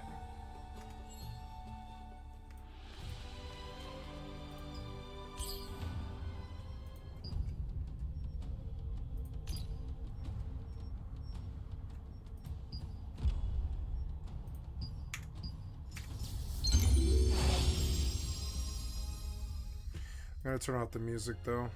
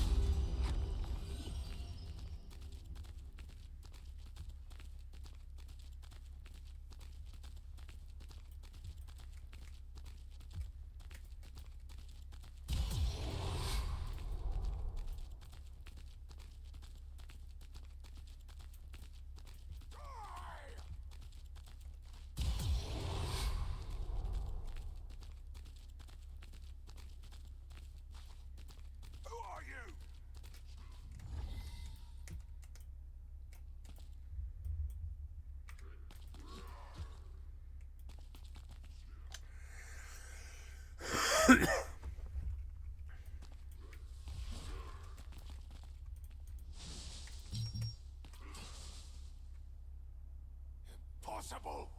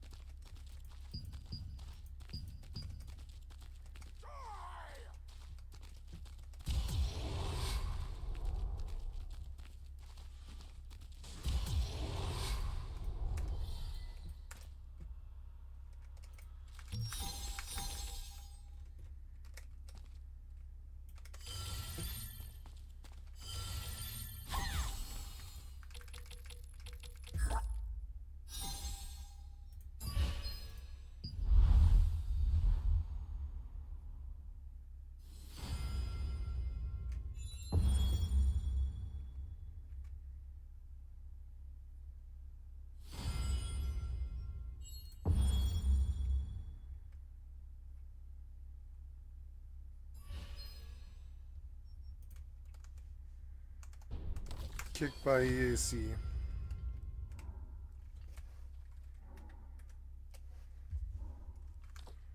I think I'm done with this game for today. It was fun, but no, I'm gonna close.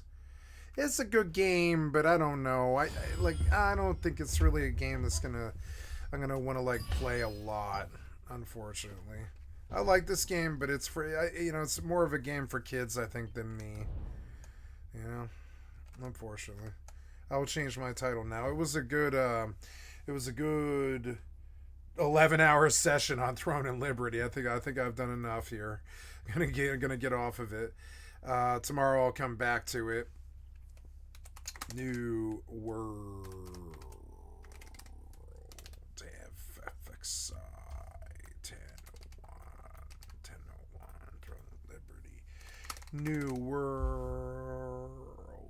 Ooh, 186 viewers. Nice. Well, hopefully some of them will come watch me. You know? So what do we do? I wish to buy silver. Yep, and then I'm out of fire, huh? That kind of sucks. I might have a few more stacks, but I think I'll have to deal with this here soon. I got so many ingots. I need to sell. I need to flip over and sell on my alt and I'll have her send fire crystals.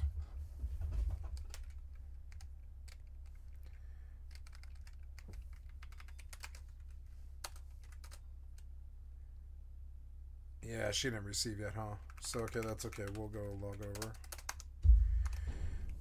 I will focus on New World for the rest of the night. That game's good, but it kind of saps away the frames for this game, for one thing.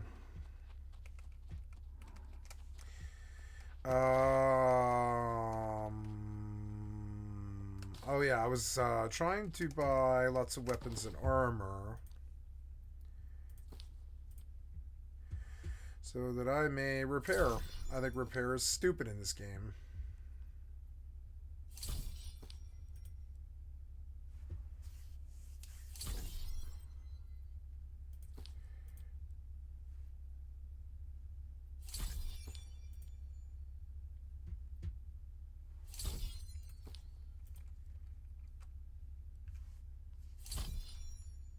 As later we'll be discussing BioWare's head-scratching defense of Dragon Age the Veilguard, EA hyping up a return to classic Battlefield, Blizzard's latest baffling decisions with WoW, which a return to classic Battlefield, huh? some say is ruining it, and Rockstar's exploration of anti-cheat, which has angered many with its implementation. And while security matters in a game like GTA Online, it also matters when browsing the web. Whether it be malicious websites hiding malware or blatant censorship causing your favorite places to be blocked, that's why today's today's sponsor, NordVPN, is the perfect answer to these very real problems. NordVPN offers the fastest VPN on the planet with no tracking or sharing of what you do online, all protected by robust encryption. Threat Protection Pro even takes this step further by checking I got those files for legendary malware, boots. blocking That's websites that are malicious or fake, and even blocking annoying ads that hinder your browsing experience. While the unfortunate average GTA PC player may always have to deal with hackers, you don't have to deal with that when on the web. NordVPN even monitors the dark web to ensure that your credentials and info hasn't been unknowingly hacked. Take online security into your own hands today, and also support the channel by going to nordvpn.com/legacykilla or clicking the link down the description below and getting an exclusive deal which gives a huge discount and 4 extra months. Do all of this with Nord's 30-day money-back guarantee. Again, thank you to NordVPN for sponsoring today's video. Hideo Kojima is indeed a madman. While showing off some new footage for Death Stranding 2 on the beach and teasing at a release date announcement that isn't coming anytime soon, he showed off the very Does he get a gun finally? Truly remarkable photo mode mechanic for Death Stranding 2. Innovative, one of a kind. Genuinely think Kojima is the only game director right now that could get a bunch of Hollywood stars to dance for his game. Star Wars Jedi Fallen Order and Survivor will go down as some of the best Star Wars games ever made, and fortunately it does look like we'll get closure to Cal Kestis' journey. Respawn Entertainment and EA have confirmed they are actively working on the third and final Jedi game. While that may have always seemed like an obvious next move for Respawn, this gaming landscape and EA's distancing away from IP and franchises that they don't own made this a little bit... If I was a Jedi and I was fighting some dude on the edge like that, I'd be like, force push, and then I'm off the edge with them. But that didn't seem like this game didn't really seem like that. Question, even despite its immense success, but it is nice to have that confirmation. One of the weirdest returns to gaming this year is Flappy Bird. The iconic App Store game that about a decade ago was shut down by its creator suddenly, and people were even selling phones with it still on it, has returned. Kinda. The announcement hyped up a bunch of new features coming to the relaunch, but very quickly people discovered the original creator was not involved, and the new dev team, Flappy Bird Foundation, had acquired the franchise through questionable legal means. These new creators also had grand ambitions for Flappy Bird, which yes involved NFTs and crypto, which has led to even more questions, accusations that this is a giant scam, and even the original creator coming out saying he had nothing to do with this game, never sold anything, and doesn't support crypto. Just a giant mess with what appears to be a bunch of crypto leeches using nostalgia to sell their true grift. Bungie's next game is a mobile game, likely being announced soon. Destiny Rising is its rumored title. Oh my God! Who previously worked on Diablo Immortal. As reported by the Game Post, their sources claim Destiny Rising is a third-person shooter and has a variety of gameplay modes that should feel similar to longtime Destiny fans. The core gameplay includes elements like PvP, strikes, and story missions. The gunplay closely mirrors that of Destiny 2, capturing much of the same look and feel. It's also said to be a prequel to Destiny.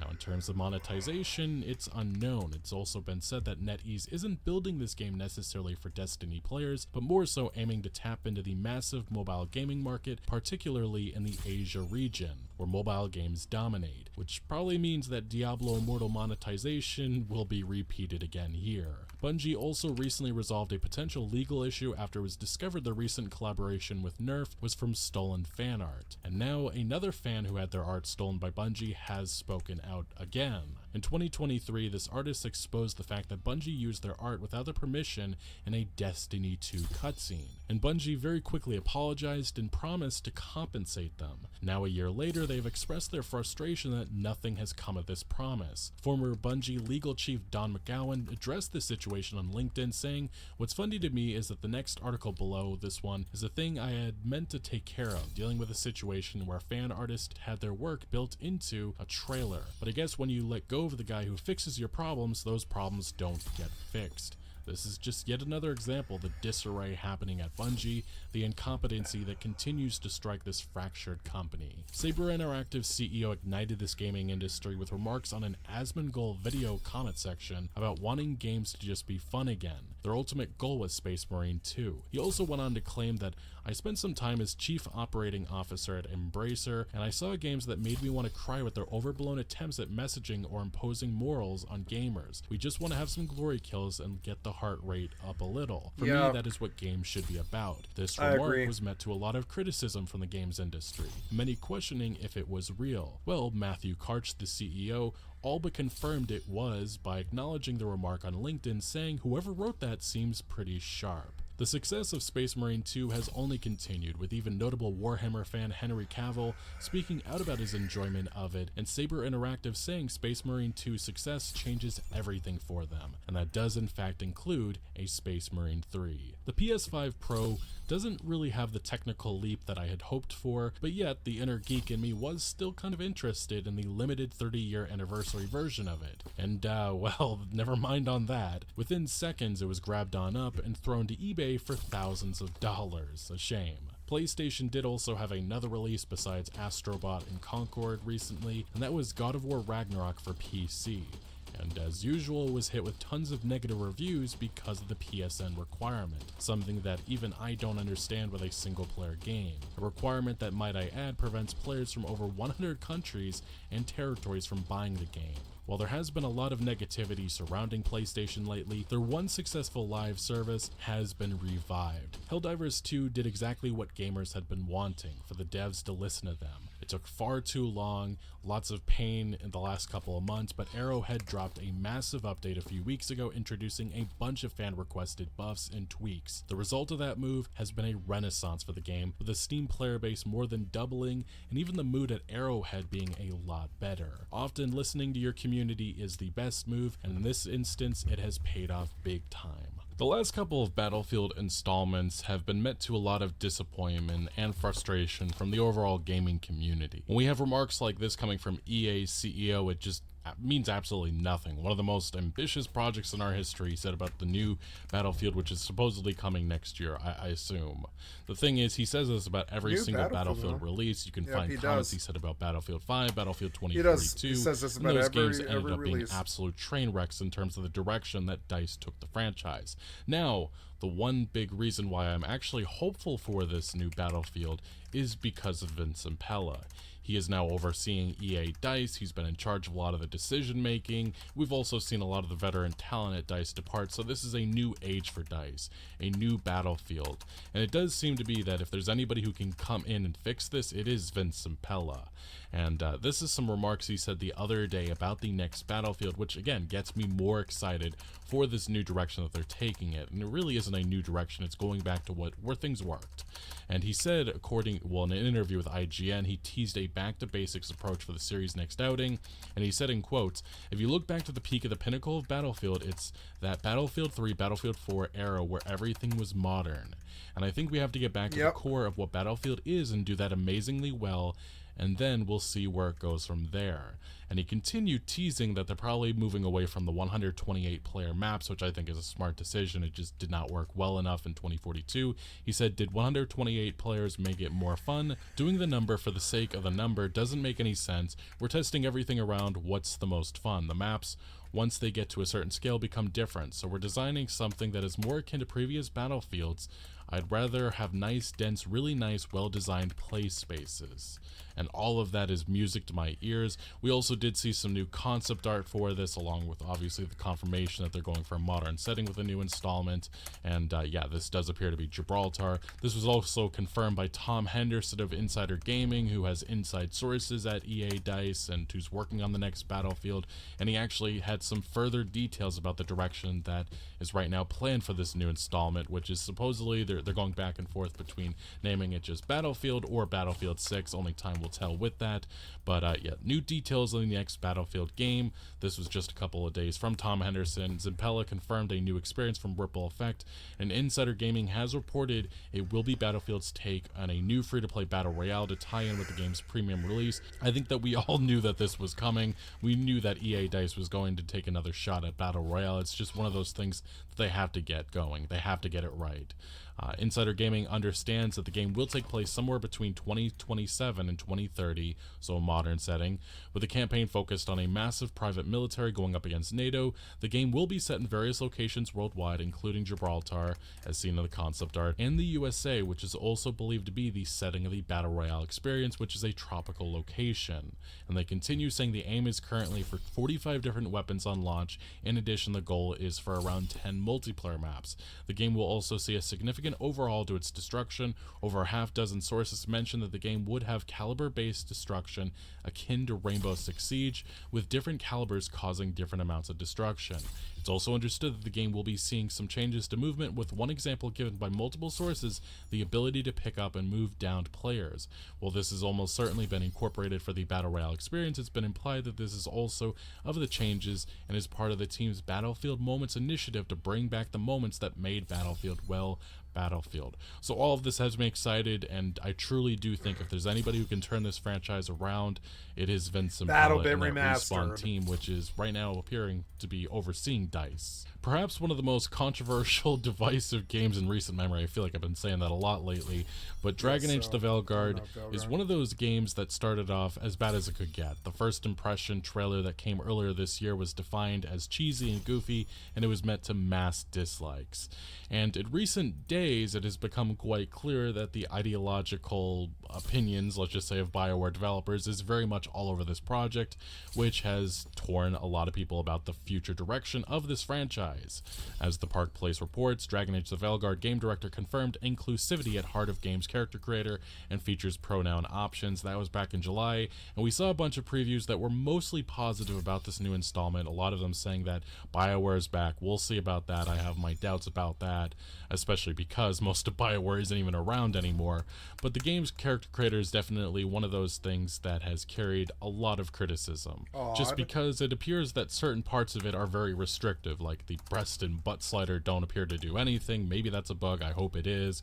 And then there's certain, obviously, political, ideological decisions that they made with the character creator, which just lands right in that inclusivity sphere, and it contributes to the overall culture war environment that is gaming these days. And adding to the divisiveness surrounding this game, we actually saw former BioWare Dragon Age writer David Gator speaking out about the Veilguard, saying apparently the usual suspects are upset at how woke the new Dragon Age is, and apparently sudden and unexpected development in the series effing tourists. In further comments on the post, Gator explained, "I'm simply saying that if your criticism is that it's suddenly gone woke, like this isn't consistent with everything in the series before it, you're an idiot. Then again, woke seems to expand its meaning daily." Now, one specific area that we did see BioWare respond to was Dragon Age the Veilguard's Qunari designs. You've obviously seen images of this character going around, a lot of people talking about it, saying how ugly it is compared to the previous installments, and also just overall criticizing BioWare's art direction with this new installment, saying that it looks too Fortnite-ish. And we did see a response coming from the cinematic designer at BioWare, Derek Wilkes. I believe he's been at BioWare for a long time, one of the OGs, and he said comparisons like this have been floating around, so to clarify, the one on the left is a custom character created by the player. The choice to make them look like this was intentionally made by the player. It is not an NPC. The Aeroshock was also a very specific model. And then he pointed out that he reposted this to avoid grifter engagement. Now, the thing is, even if that is the case, I have seen some of the other characters of the Qunari, and it is very much the same problem. I just do not think that they look that great, but I think my overall opinion of this new Dragon Age is that I don't like the art direction. There's other parts of this that I think think that actually is one of the things that I thought was better about This is a great example that was on... But the combat doesn't look good to Dragon Age subreddit. And yeah, the proportions do not make any sense at all. These are a couple of comparisons before and after. I don't know why their heads are so cartoonishly big, but they are in this game. And it's something that I cannot stop looking at after seeing these comparisons, because I knew something was off, but it took seeing them side by side, and this individual obviously did the after fixing it, and I'm not sure why they changed this, why they took this in a different direction with how characters' heads are now so big, but that is one of those choices that BioWare, the new BioWare, has made with this Dragon Age that we'll see if it pays off with the full release, but right now it's just one of those head-scratching decisions, and contributes again to the overall Engaged. divisive nature of this installment that I don't think BioWare can afford these days. But yeah, these are the images, these are the comparisons. I think that the after looks so much better, but it's way too late for BioWare to do anything about this. A lot of people have questioned the microtransactions and decision making that Blizzard has made in terms of monetization with their last couple of releases, specifically Overwatch 2, Diablo Immortal, and Diablo 4. Well, fortunately, we now know why they've been so heavy on microtransactions, and that is because an employee accidentally leaked that they reportedly earned $150 million just from Diablo 4 microtransactions, and the game has topped over $1 billion in total lifetime revenue, which tells you all you need to know about future Blizzard games and microtransactions, because if they're making that much money, it's only going to continue, and it probably will get far worse, as we've seen with this gaming industry, as it progressively does. Now, the thing is with Blizzard, there's been some recent exposés. Jason Schreier set to publish a very big expose book in the coming days about the last number of years of things that have been going on at Blizzard, but we did get this really interesting tidbit about some of the ongoing things that have been happening at Blizzard, which really contributed to the downfall of this company. GameSpot has the article, Blizzard co-founder left because he was tired of fighting Bobby Kotick. Now, for those who have followed this channel, we've followed the discussion we've had about Blizzard the last number of years. This comes as no surprise, because a lot of the reporting, everything that had indicated that Mike Morhaime had been going at Bobby Kotick. They'd been fighting for a long time, and this just confirms it even further. Blizzard co-founder Mike Morhaime left Blizzard because he was reportedly tired of fighting with former Activision CEO Bobby Kotick. The reporting at the time indicated that Activision was slowly taking over Blizzard, making a lot of the decisions for Blizzard, which really harmed the product and has contributed to, well, Blizzard not being Blizzard anymore. And it continues saying for years, Morhaime attempted to keep Activision, which acquired Blizzard in 2007 at bay. That goal of keeping Blizzard insulated from outside Activision pressure became harder in 2013 when Blizzard canceled Project Titan, an FPS MMO that had been intended to be the next World of Warcraft, according to Jason Schreier. After the project's cancellation, which cost Blizzard around $80 million, Kotick and Activision began to assert more control over Blizzard, including pushing Blizzard to hire a chief financial officer, Armin Zerza, to keep costs in check. And obviously I think it is naive, maybe even a little childish, just to blame Activision for Blizzard's downfall, as there's been well-documented cases that a lot of the chaos that was happening in Blizzard was because of the management under Morhaime, even something that Morhaime ultimately has admitted in recent years. But I do think it is quite clear that Activision CEO Bobby Kotick and his interference in Blizzard really hurt the products that they were producing. Like a great example would be Warcraft 3 Reforged, that terrible remaster that ended up getting a lower budget because of, well, the things that were going on with Activision asserting authority over Blizzard. And we did get some recent interesting reporting coming from Windows Central, which makes quite clear the problem with the gaming industry today, the modern gaming issue, in which so many of these companies are fixated on keeping players engaged so long that they hurt the overall product with the decisions that they're making. Windows Central says Blizzard has made it impossible to die while leveling in World of Warcraft for some reason. At what point does it being too easy become boring? And the article mentions that World of Warcraft's difficulty curve has undergone various permutations over the years. 25-player Mythic raids offer a blisteringly tough challenge for the most skilled min-maxers, while Mythic Plus 5-man dungeons scale in difficulty based on your choices, all the way to Mythic difficulties that even have esports events revolving around them, showing that there's been a lot of difficulty with these World of Warcraft games over the years. But he shows off a clip in which, as he notes, you can see my leveled 47 Dwarf Paladin getting wailed on by elite monsters only to find himself fully invincible. It seems that new players cannot die in World of Warcraft anymore, which completely eliminates any and all risk from actually playing the game. Like I said, they're trying to appease these casual newbie players, and doing so they ruin the product completely. I'm unsure what this Obsidian Blessing Bluff, which protects you from death essentially from levels 1 through to 70, aims to achieve. For new players, it creates a completely inconsistent experience between 1 to 70 and level 71 to 80, since as far as I can tell, it isn't really explained anywhere why exactly you're unable to die in the Dragon Isles. And he continues, WoW's leveling experience was far less forgiving than today's modern experience, making you feel as though danger lurked in every corner, adding intrigue and mystique. I've tried many times to get friends and family into the game only for them to bow out, owing to the simplistic and unimmersive gameplay that is at odds with the current expansion experience. Now, Blizzard has taken the ease to a whole new level, removing all the danger from World of Warcraft Warcraft is akin to making it feel completely arbitrary. And like I said, this totally damages the product and is just one of those head-scratching decisions that Blizzard continues to make with a lot of their games. It's not just World of Warcraft. Overwatch is another great example, Diablo as well. It's always up and down with this company, and it's so frustrating. The future of Rockstar Games is something that is very up in the air beyond Grand Theft Auto 6. Obviously, there's tons of excitement for that. I am honestly thinking that could be game of the generation, just like Red Dead 2 was for me. But the thing is with Rockstar Games, after GTA 6, what are they going to be doing? Is it a Red Dead 3, or are they going to be working on more smaller games, as was indicated a while ago by Take-Two CEO? We really don't know at this point.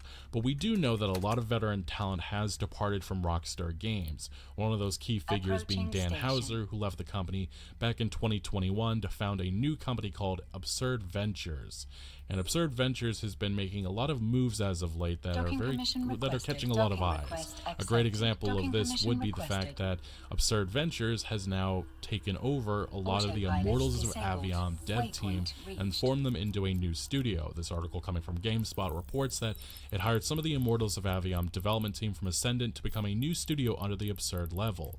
Absurd Marine, I believe that's how it's pronounced, based in San Rafael, California, is staffed by developers who worked on that game. The founder also is joining, Brett Robbins, who previously worked on Call of Duty, and that about 20 of the core developers on Immortals of Avion went to Absurd.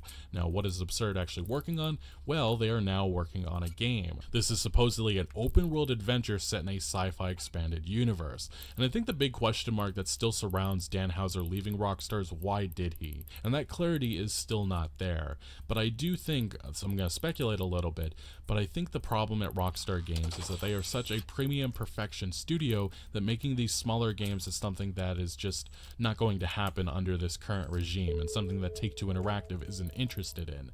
They want mega hits. That is what Rockstar Games is these days. So taking chances on risky, smaller experiences is something that they're not going to do, which is probably why Dan Houser creatively, who has been notably working on a lot of the narrative stuff with these Rockstar experiences, wanted to expand and work on stuff that he was in control of, thus why we saw him open this new studio and why they're working on new games. And we'll see what happens. I'm very curious to see the future of this studio and whether or not he can rival some of the past experiences that he created at Rockstar Games, because Dan Houser is very much a talented figure and he has taken some of that talent at Rockstar with him.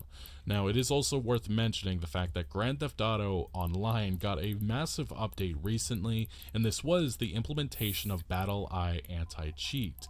This is an anti-cheat, which is something that a lot of people don't exactly love in the PC world, as it's not very effective, and it's actually already reportedly been bypassed, but it has stopped a lot of the free cheats that were available for Grand Theft Auto Online. Yes, it took 9 years from Rockstar Games to do something, but they did it now, probably because of Grand Theft Auto 6, probably showing their larger ambitions of making sure that the game's safe on day one and not a massive hacker circus, which is what Grand Theft Auto Online has become. Now, the problem with this implementation of BattleEye is also the fact that Rockstar dropped support for a number of places. So if you play on Linux, there's no longer support there.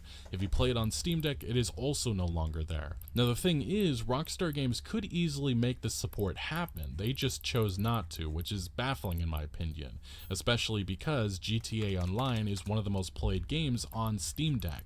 This article coming from Rockstar Intel mentions that GTA Online update removes Steam Deck support, and it goes on to bring up the fact that for some reason on Steam it still had mentioned for the first coming days after this new update that it was, it was running on Steam Deck, it was still compatible, but the problem is that you could play the base game of Grand Theft Auto 5, but you couldn't play the online version. And on that Steam Deck page, it had a massive thing saying this is one of the most played games on Steam Deck, which just shows that Rockstar Games clearly didn't care about that audience at all. And this article actually mentions here, yeah, Steam Deck top played games, and yes, it is in the top 10 most played, which shows that Rockstar Games just completely cut off so many players from experiencing GTA Online with this new update. Like I said, it just doesn't make any sense at all to me, but there has also been a noticeable drop in terms of the GTA Online player count because of this move. Now, we did see further on the Linux_gaming subreddit a lot of players talking about this and complaining again that they are blocked, no longer able to play GTA 5 or GTA Online because of this. Yeah, I can't and it's play not, GTA like 5. I said, some of these comments are extremely nasty, but it's understandable. A lot of these people have had this game for years, they've invested so many hours, and now they're completely cut off, and a lot of them are wondering, I should be able to get a refund because I can no longer play this. And I think that is a valid point that many of these individuals are bringing up in these responses. Now, Rockstar Games fortunately is working with Valve to at least fix GTA Online on Steam Deck. We'll see what happens. It's been about a week or two. We have not seen any indication that anything has changed at all, but we did see a massive upgrade in terms of negative reviews on the Steam review page for Grand Theft Auto 5, with a lot of players just extremely unhappy with this implementation with no heads up at all. But it has caused, again, they are going after hackers finally. This is the big change that Rockstar Games is making. They're getting very serious about security finally, and that is probably because of Grand Theft Auto 6. A lot of the stuff that they're implementing now probably will make it to that next GTA Online experience. But unfortunately, this ban wave has also hit some non-cheaters. This usually happens, and this is another great example of it, but there's going to be a lot of trial and error with this, but Rockstar Games appears to be very committed to this stuff. And we actually did even see some of these hackers going after Rockstar Games. They were DDoSing the game to death because of, well, protesting this new anti-cheat. So you could see that Rockstar Games is definitely pissing off the right people, but they're also pissing off the wrong people, in my opinion. Now, in terms of the future of Rockstar Games, in terms of Grand Theft Auto 6, we still await some news or something. It's been 9 or so months since that last trailer, that I think it was like 80-second trailer, and we're probably going to get another 80-second trailer in the coming months, I believe, before the year ends.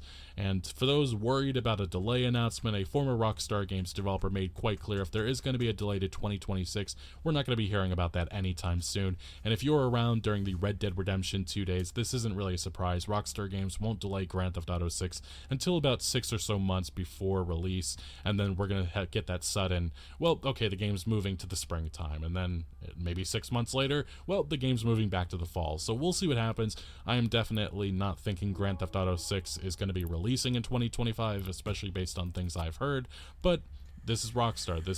Nobody knows exactly what their management, what their leadership is thinking. Anyway, a lot going on in the AAA games industry. The holiday season is indeed heating up. Let me know your thoughts on all the news that we discussed today down in the comment section below. But thank you for watching. Make sure to leave a like if you did enjoy this video, or if you found any informative value. Consider subscribing for more videos like this, and I'll see you later.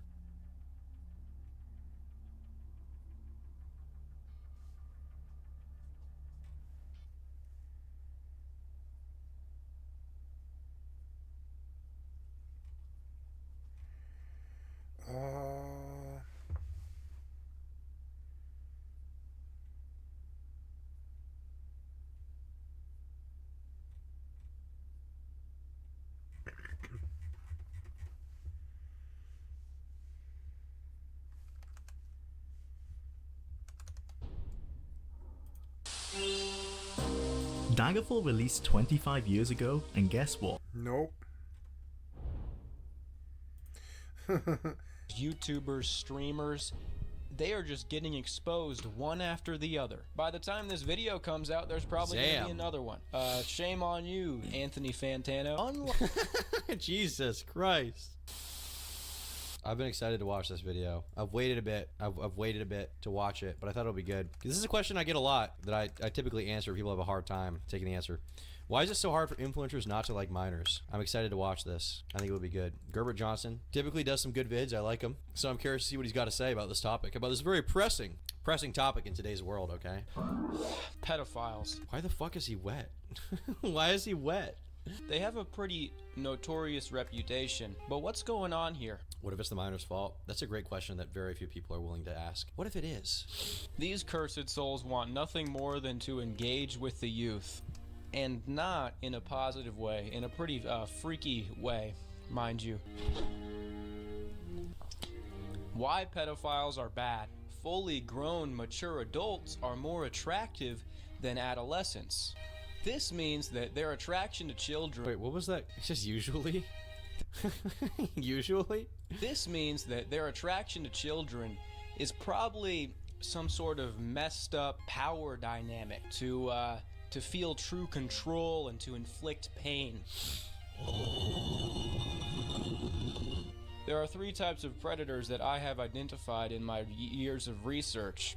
The first is your everyday, common predator, found amongst the everyday people, your local community, that one disturbed fella, you know, that just lets it all loose. In my opinion, there's 2 kinds of quote-unquote creeps, okay? There's the actual pedophile, okay? Somebody who is like, they have some kind of like paraphilia where they are attracted to children. And when I say children, I mean like people before pubescence, you know? And then there's like the creep / predator, who's not technically a pedophile, but we call them that for the sake of just putting it across the board. So everybody understands what's being said, basically, you know, which these words probably shouldn't be conflated, but they are.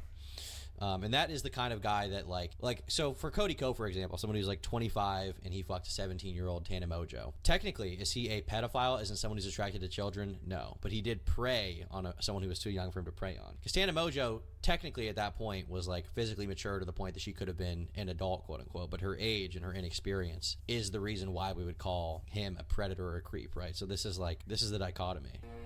It's hard to know how many... Post on Instagram? Did he actually? Cody Ko? Where? I don't think he did. His last post is from 15 weeks ago. I think you're capping. Any of these guys really exist, but you can be sure that they're out there lurking for some primo. These youth seekers are not only located amongst your local community, but also the highest echelons of our political and financial institutions. Unfortunately for hardworking Americans, it appears that a lot of them seem to be concentrated up.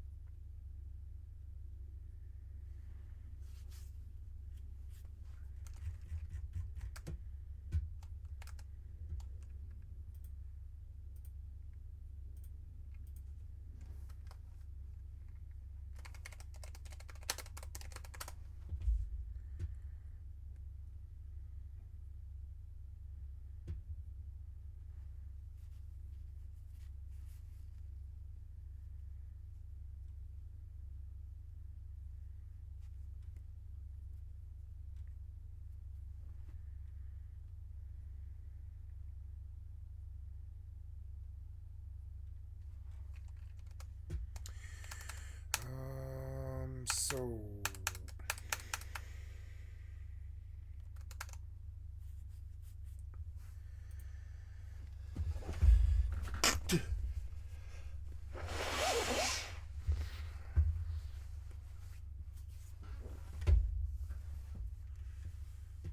Monster Hunter Wilds. Is that new? I thought that was out already. Until then, light your frontier. Close.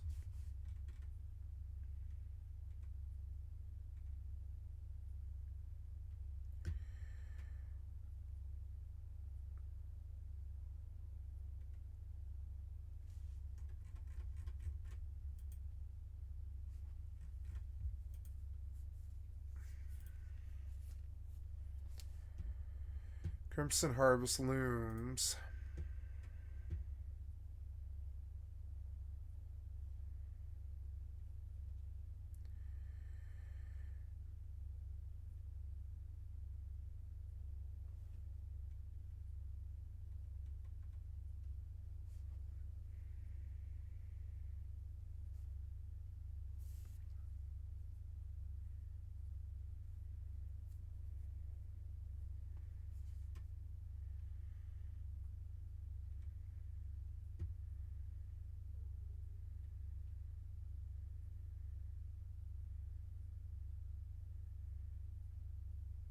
Wow.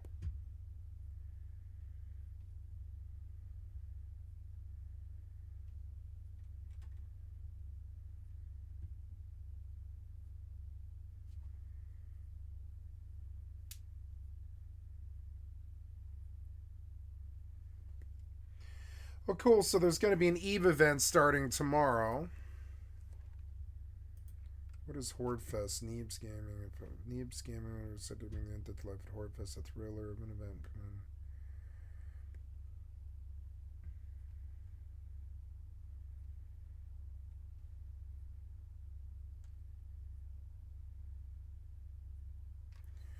It's gonna be a 7 days like fan fest. That's funny. Starcraft X, Throne and Liberty, Counter-Strike Nexon, Renown. Oh yeah, Renown. I forgot that game existed. Yeah.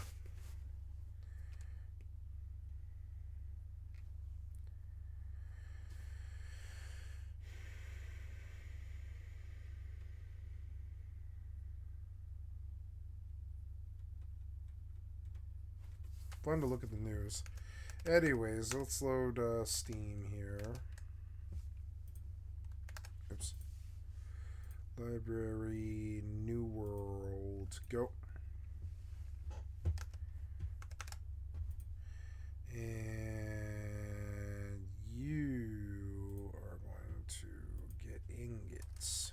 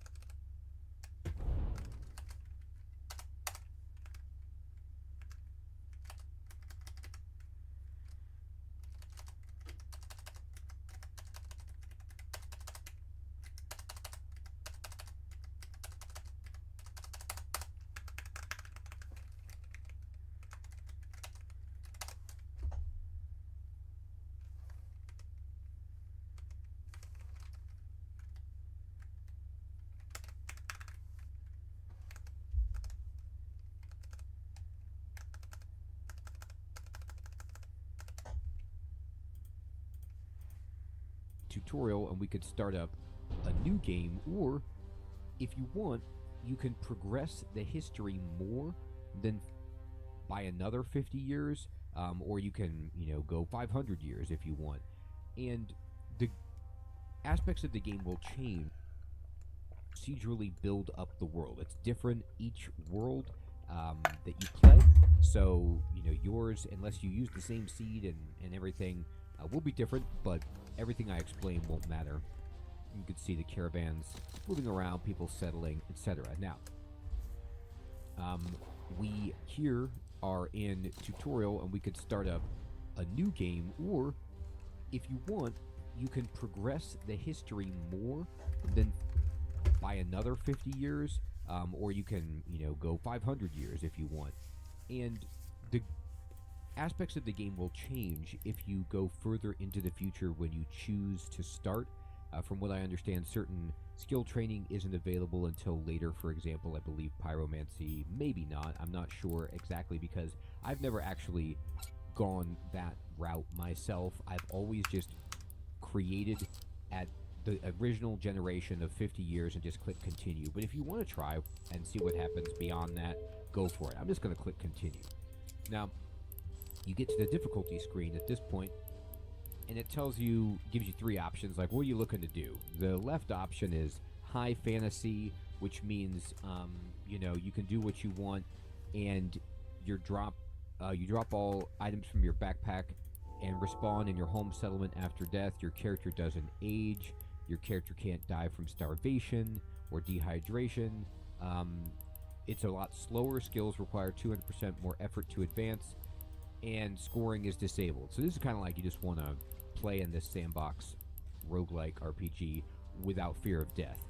I'm going to be doing dark fantasy because it's the roguelike version of the game. High fantasy would just be like RPG, sandbox RPG, and see what's available in the game and do whichever you like. But for this tutorial, I've been doing dark fantasy. I died with my first character, and my second character is surviving a bit longer as I've learned more in the game.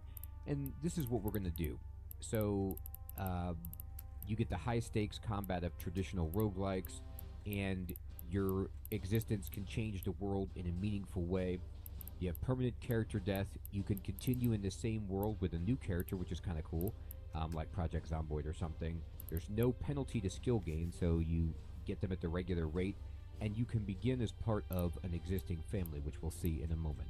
So you could also do hardcore, which means it's hard, and if you die, then the world dies with you, and you don't get to carry anything over. So we're just going to do the middle, dark fantasy.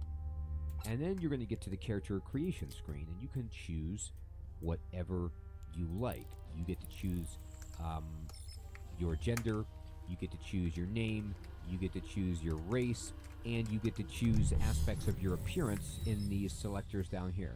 So we can be a human, a dwarf, a Racimi, an elf, a reptilian, an Ursan, a mushman, or a bone wraith. So I've done both human and dwarf, and I think it might be fun to experiment with something else.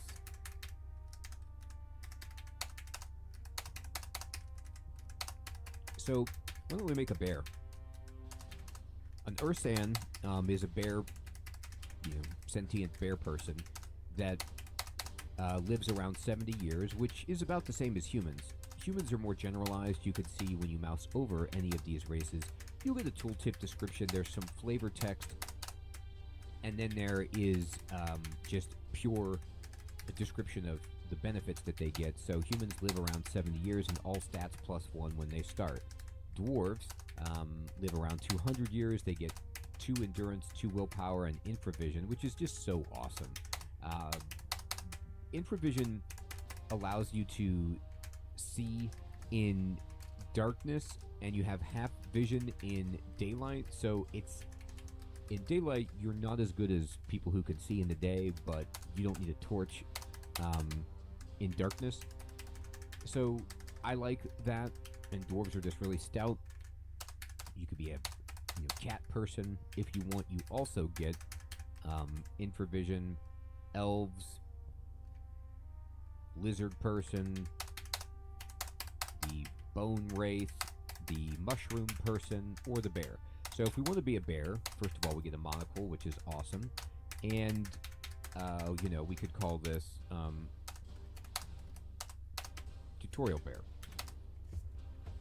And you can customize down here on the left different settings, so you could change like what your ears look like. For example, you could have like a hole in an ear. That looks pretty good. And you could change what your clothes look like. You give yourself a different outfit. Oh, this is like a regal bear. Ooh, look at this. Like the fur collar. Nice. Okay. And you could change the background of picture. So now you get this screen, and you're 0 out of 1. It's over the night. Or, you know what? I do love polearms, but I'm going to go a more defensive build because this is our first character, and I'm going to go swords, and I'm going to go protection, which allows you to parry with a shield. So what this means is we've chosen 3 skills. We've chosen adventuring, and we've chosen protection and sword fighting. But check out how many skills there are. You can get thievery. You can get leadership, which allows you to have companions. You can get construction and carpentry, which lets you build things. You can get agriculture, so you can farm and stuff. I mean, it's a really, really deep game. And whenever you select skills, over here on the right, it's going to give you choices for your starting gear based on the skills that you've chosen. So we've got a weapon, we've got a defensive skill, and we've got like a, utility adventuring skill. So I'm going to select a knife. And now if you mouse over the knife, the reason you want the knife is because when you mouse over the knife on the tooltip, it tells you it's a weapon. In yellow, you see the text here. But the flavor text, simple knife for cutting meat, that's the key. We're not going to use this as a weapon, but rather this is going to be what we use to butcher animals and scavenge for meat that we can eat, as well as fur and things. So this is important because, like many roguelikes, you have to eat in this game, and you need to have food. So this is a great way to get food, is by skinning, animals or things that we fight. And because we're a bear, hey, we can eat pretty much anything. Probably not other bears, that's, perverse, but pretty much anything else. Dwarf, elf, whatever. It's sandwich time. So we can use this to do that, and we'll take that. The pickaxe is good if you want to go mine. And so you see how, with the pickaxe, it's a mining implement, but you can also attack with it. But in the bottom left of the tooltip, in green, it says miner, which it means it affects the skill of mining at 100%. So you can do mining at 100%. Now, mining, I don't believe, is one of the skills over here that's a starting skill. It's an action in the game. And the same thing for knife, where it's cutter. Like, if you're doing a certain interaction, it has a skill that governs it, like wood cutting or whatever. And we'll look at that in a minute. But knife, you can see in the bottom right, it has cutter, which is like butchering. You can see it's a item, weapon, it's a dagger, and it's one-handed. It has 10% plus to hit, has 0% parry, it has a range of 1, attack speed of 0.8, whereas 1.0 is like a full regular standard turn, I believe. It tells you how much physical damage it does. And then in the bottom left, that little weight symbol means how much it weighs, and in the bottom right, the coin tells you the value that you can potentially get by selling it. So I'm going to take the knife, it's selected. Now we could choose a water skin or leather boots. Boots are great, so you can have something on your feet, a little bit of armor. They don't provide physical resist, but they do help you resist fire, frost, and nature, and you can see everything is just written right there, nicely, transparently on the tooltip, and it's color-coded for you. But instead of having boots, I want a water skin because it can hold water. And we need to drink. You need to eat and drink in this game. So this is a leather bag that can hold water, blood, or other liquid, whatever you need. But we're going to primarily use this for water in the beginning. And you can see it has a capacity of 150. It says liquid container 0 out of 150. It doesn't start, at least right now it doesn't have any water in it, but that's what we want. And then now we could choose between a wooden shield or... So now you get this screen where you need to choose your settlement, which is like your starting area, or town. And then these are bear towns, and you can see them on the map. Like the different settlement types have different graphics representing who lives there. So like this is the bear town icon, whereas I believe these are elves, and then these are humans. So when you are on this screen, you choose your settlement, and as you click it, it'll show you, it'll focus the map on that area. So I like, this area is actually good. It's right on the road here, and we can get to some other settlements nearby. You can see we're up in the cold area. And in the upper right, it tells you about this area. So it says, our Vanner town has Ursan population of 97. It's part of the Drugic state. The settlement is led by Nilfor of fabulous determination, and it's best known for producing meat and copper ore. So, I want meat, copper ore sounds good to me, and then you get to choose your family. Now, in the bottom left, it says all these different family choices. Now, you mouse over this. If you are a member of a family, you get beneficial prices when trading with family members and access to resources and items in and around family buildings. So I actually like being part of a family because you get those bonuses. So you can just click on the different families here and see who's in that family. Now we know Fabulous Determination is the leader of the village, is like, or the settlement is Nilfor. So we could be in that family if we want to be part of the ruling group. And it tells you who the leader is, the members, and you can mouse over them and see this is Chara, for example, and who's in there. And then you can also see what buildings they own. So they have they have a farm, they have a carpenter, and they have a hunter's den. But some of these other families are also quite large too.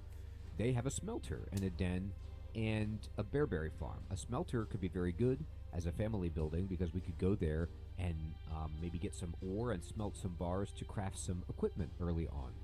Extraordinary Devotion is a mine and a carpenter. This is actually really good. They also have a hunter's den, so we can get the ore from them. The smelter is where you smelt it. And then tool makers, you just kind of click through and see who you like. I'm going to try the miners. Where are you? Miners. Here. So this is the leader, Jowd. We have Extraordinary Devotion.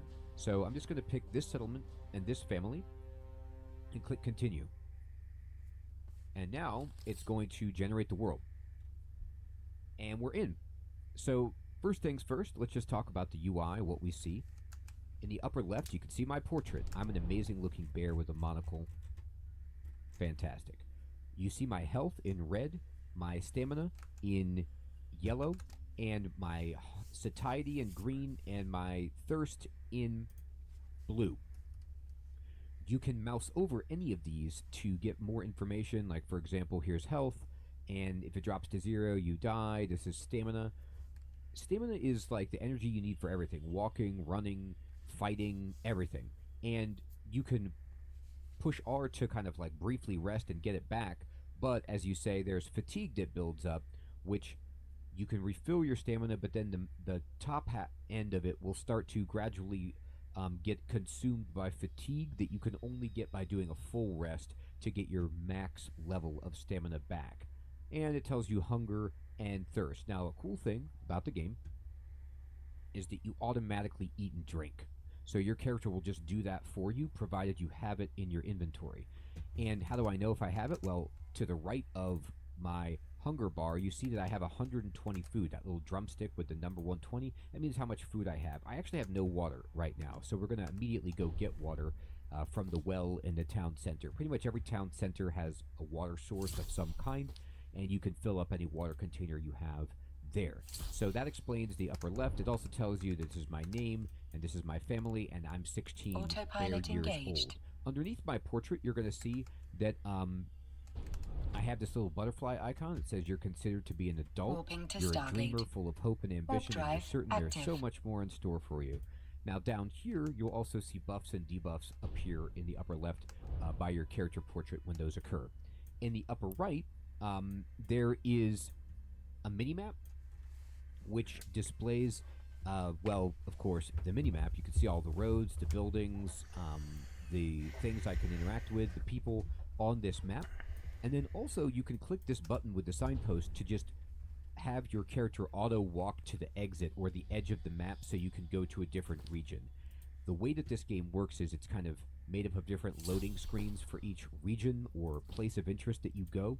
And you get to the edge of it, you'll see arrows surrounding it, meaning like you can leave here and go to another region. So this is a great way to just leave where you're at. In the upper right, too, it also tells me what Z level I'm at. I'm at Z level 0, which means just ground level. But often, in some settlements, like Elven Tree cities, you'll have to go up Z Approaching levels Stargate. to explore. Or in Dwarven mountain homes, you're going down inside, so you're going negative Z levels, etc. It helps you navigate where you're at in terms of depth and elevation. And then underneath my minimap, you'll see that it says I have 6 unspent statistic points. If I click on this, it'll take me to this screen here, which is kind of like my character breakdown. I have my statistics here. I have my character's paper doll with my equipped items, and then I have my backpack with my inventory. So let's talk about this.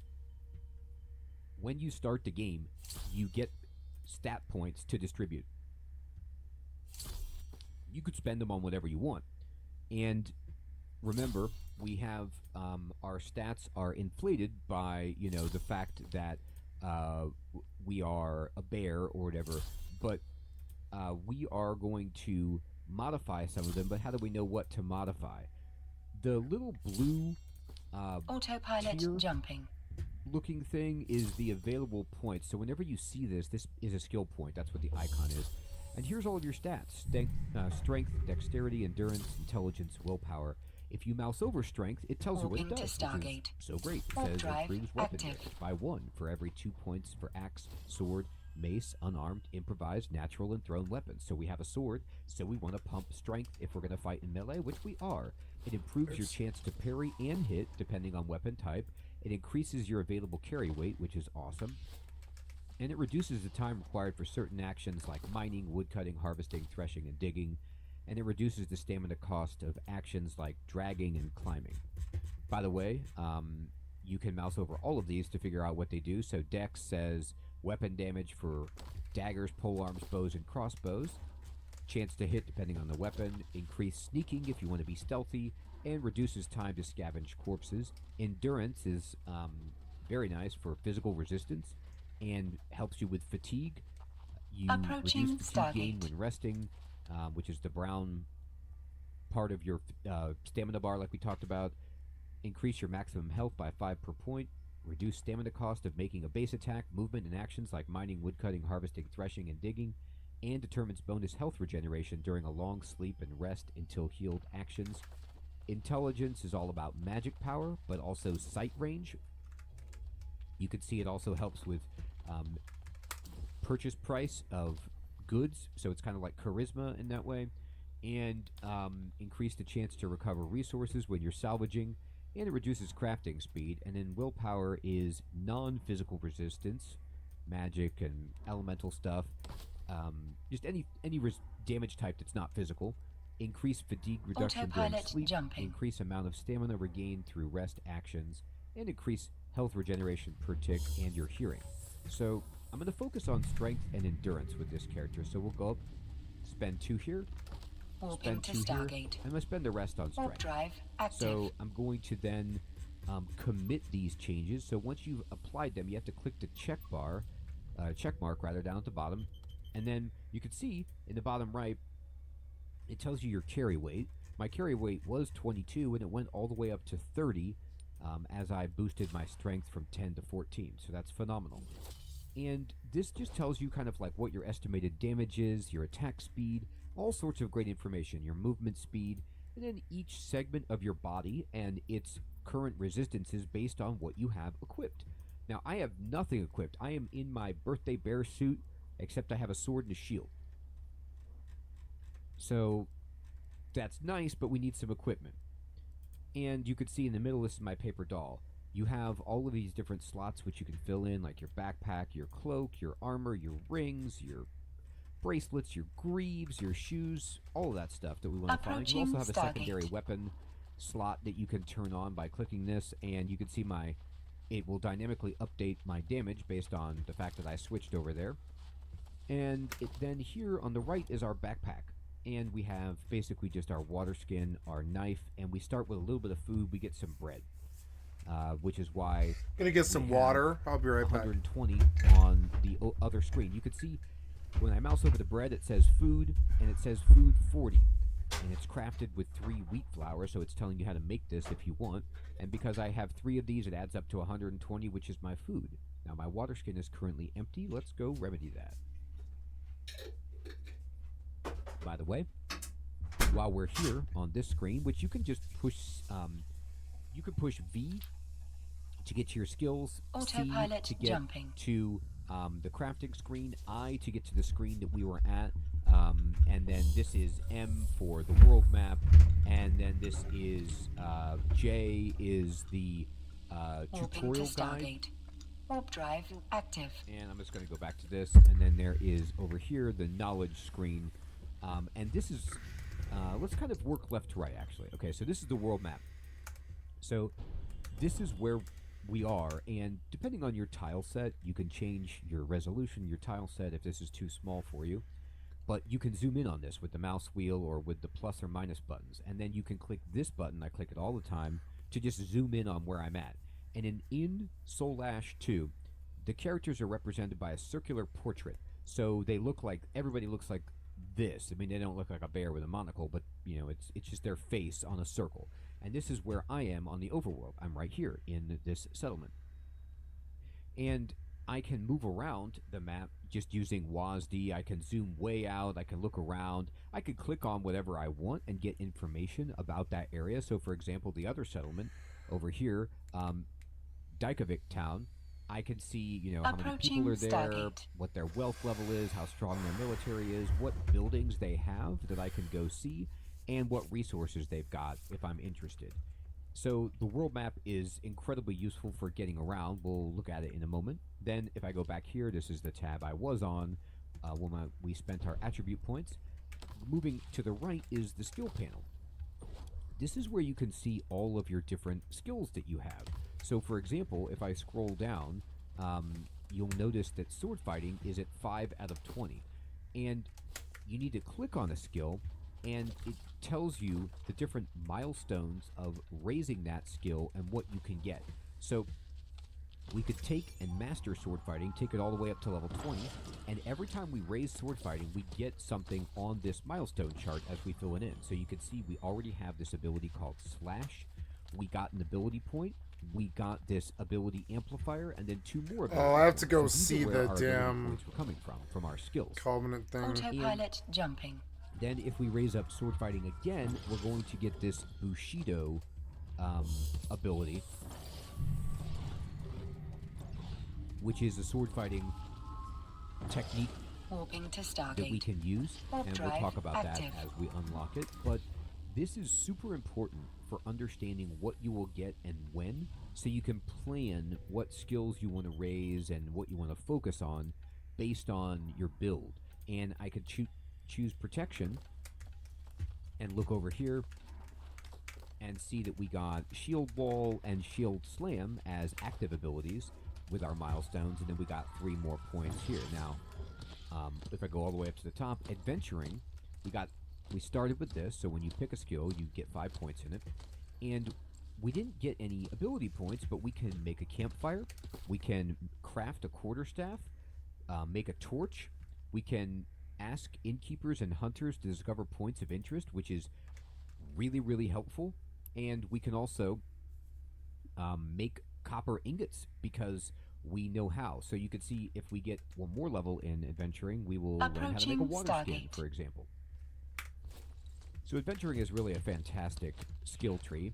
And then this is where we can come to see, look at other skills and just plan out future characters. Or if we want to start going into armor smithing, we can train and get training in these skills from skill trainers in towns by spending money if we wish.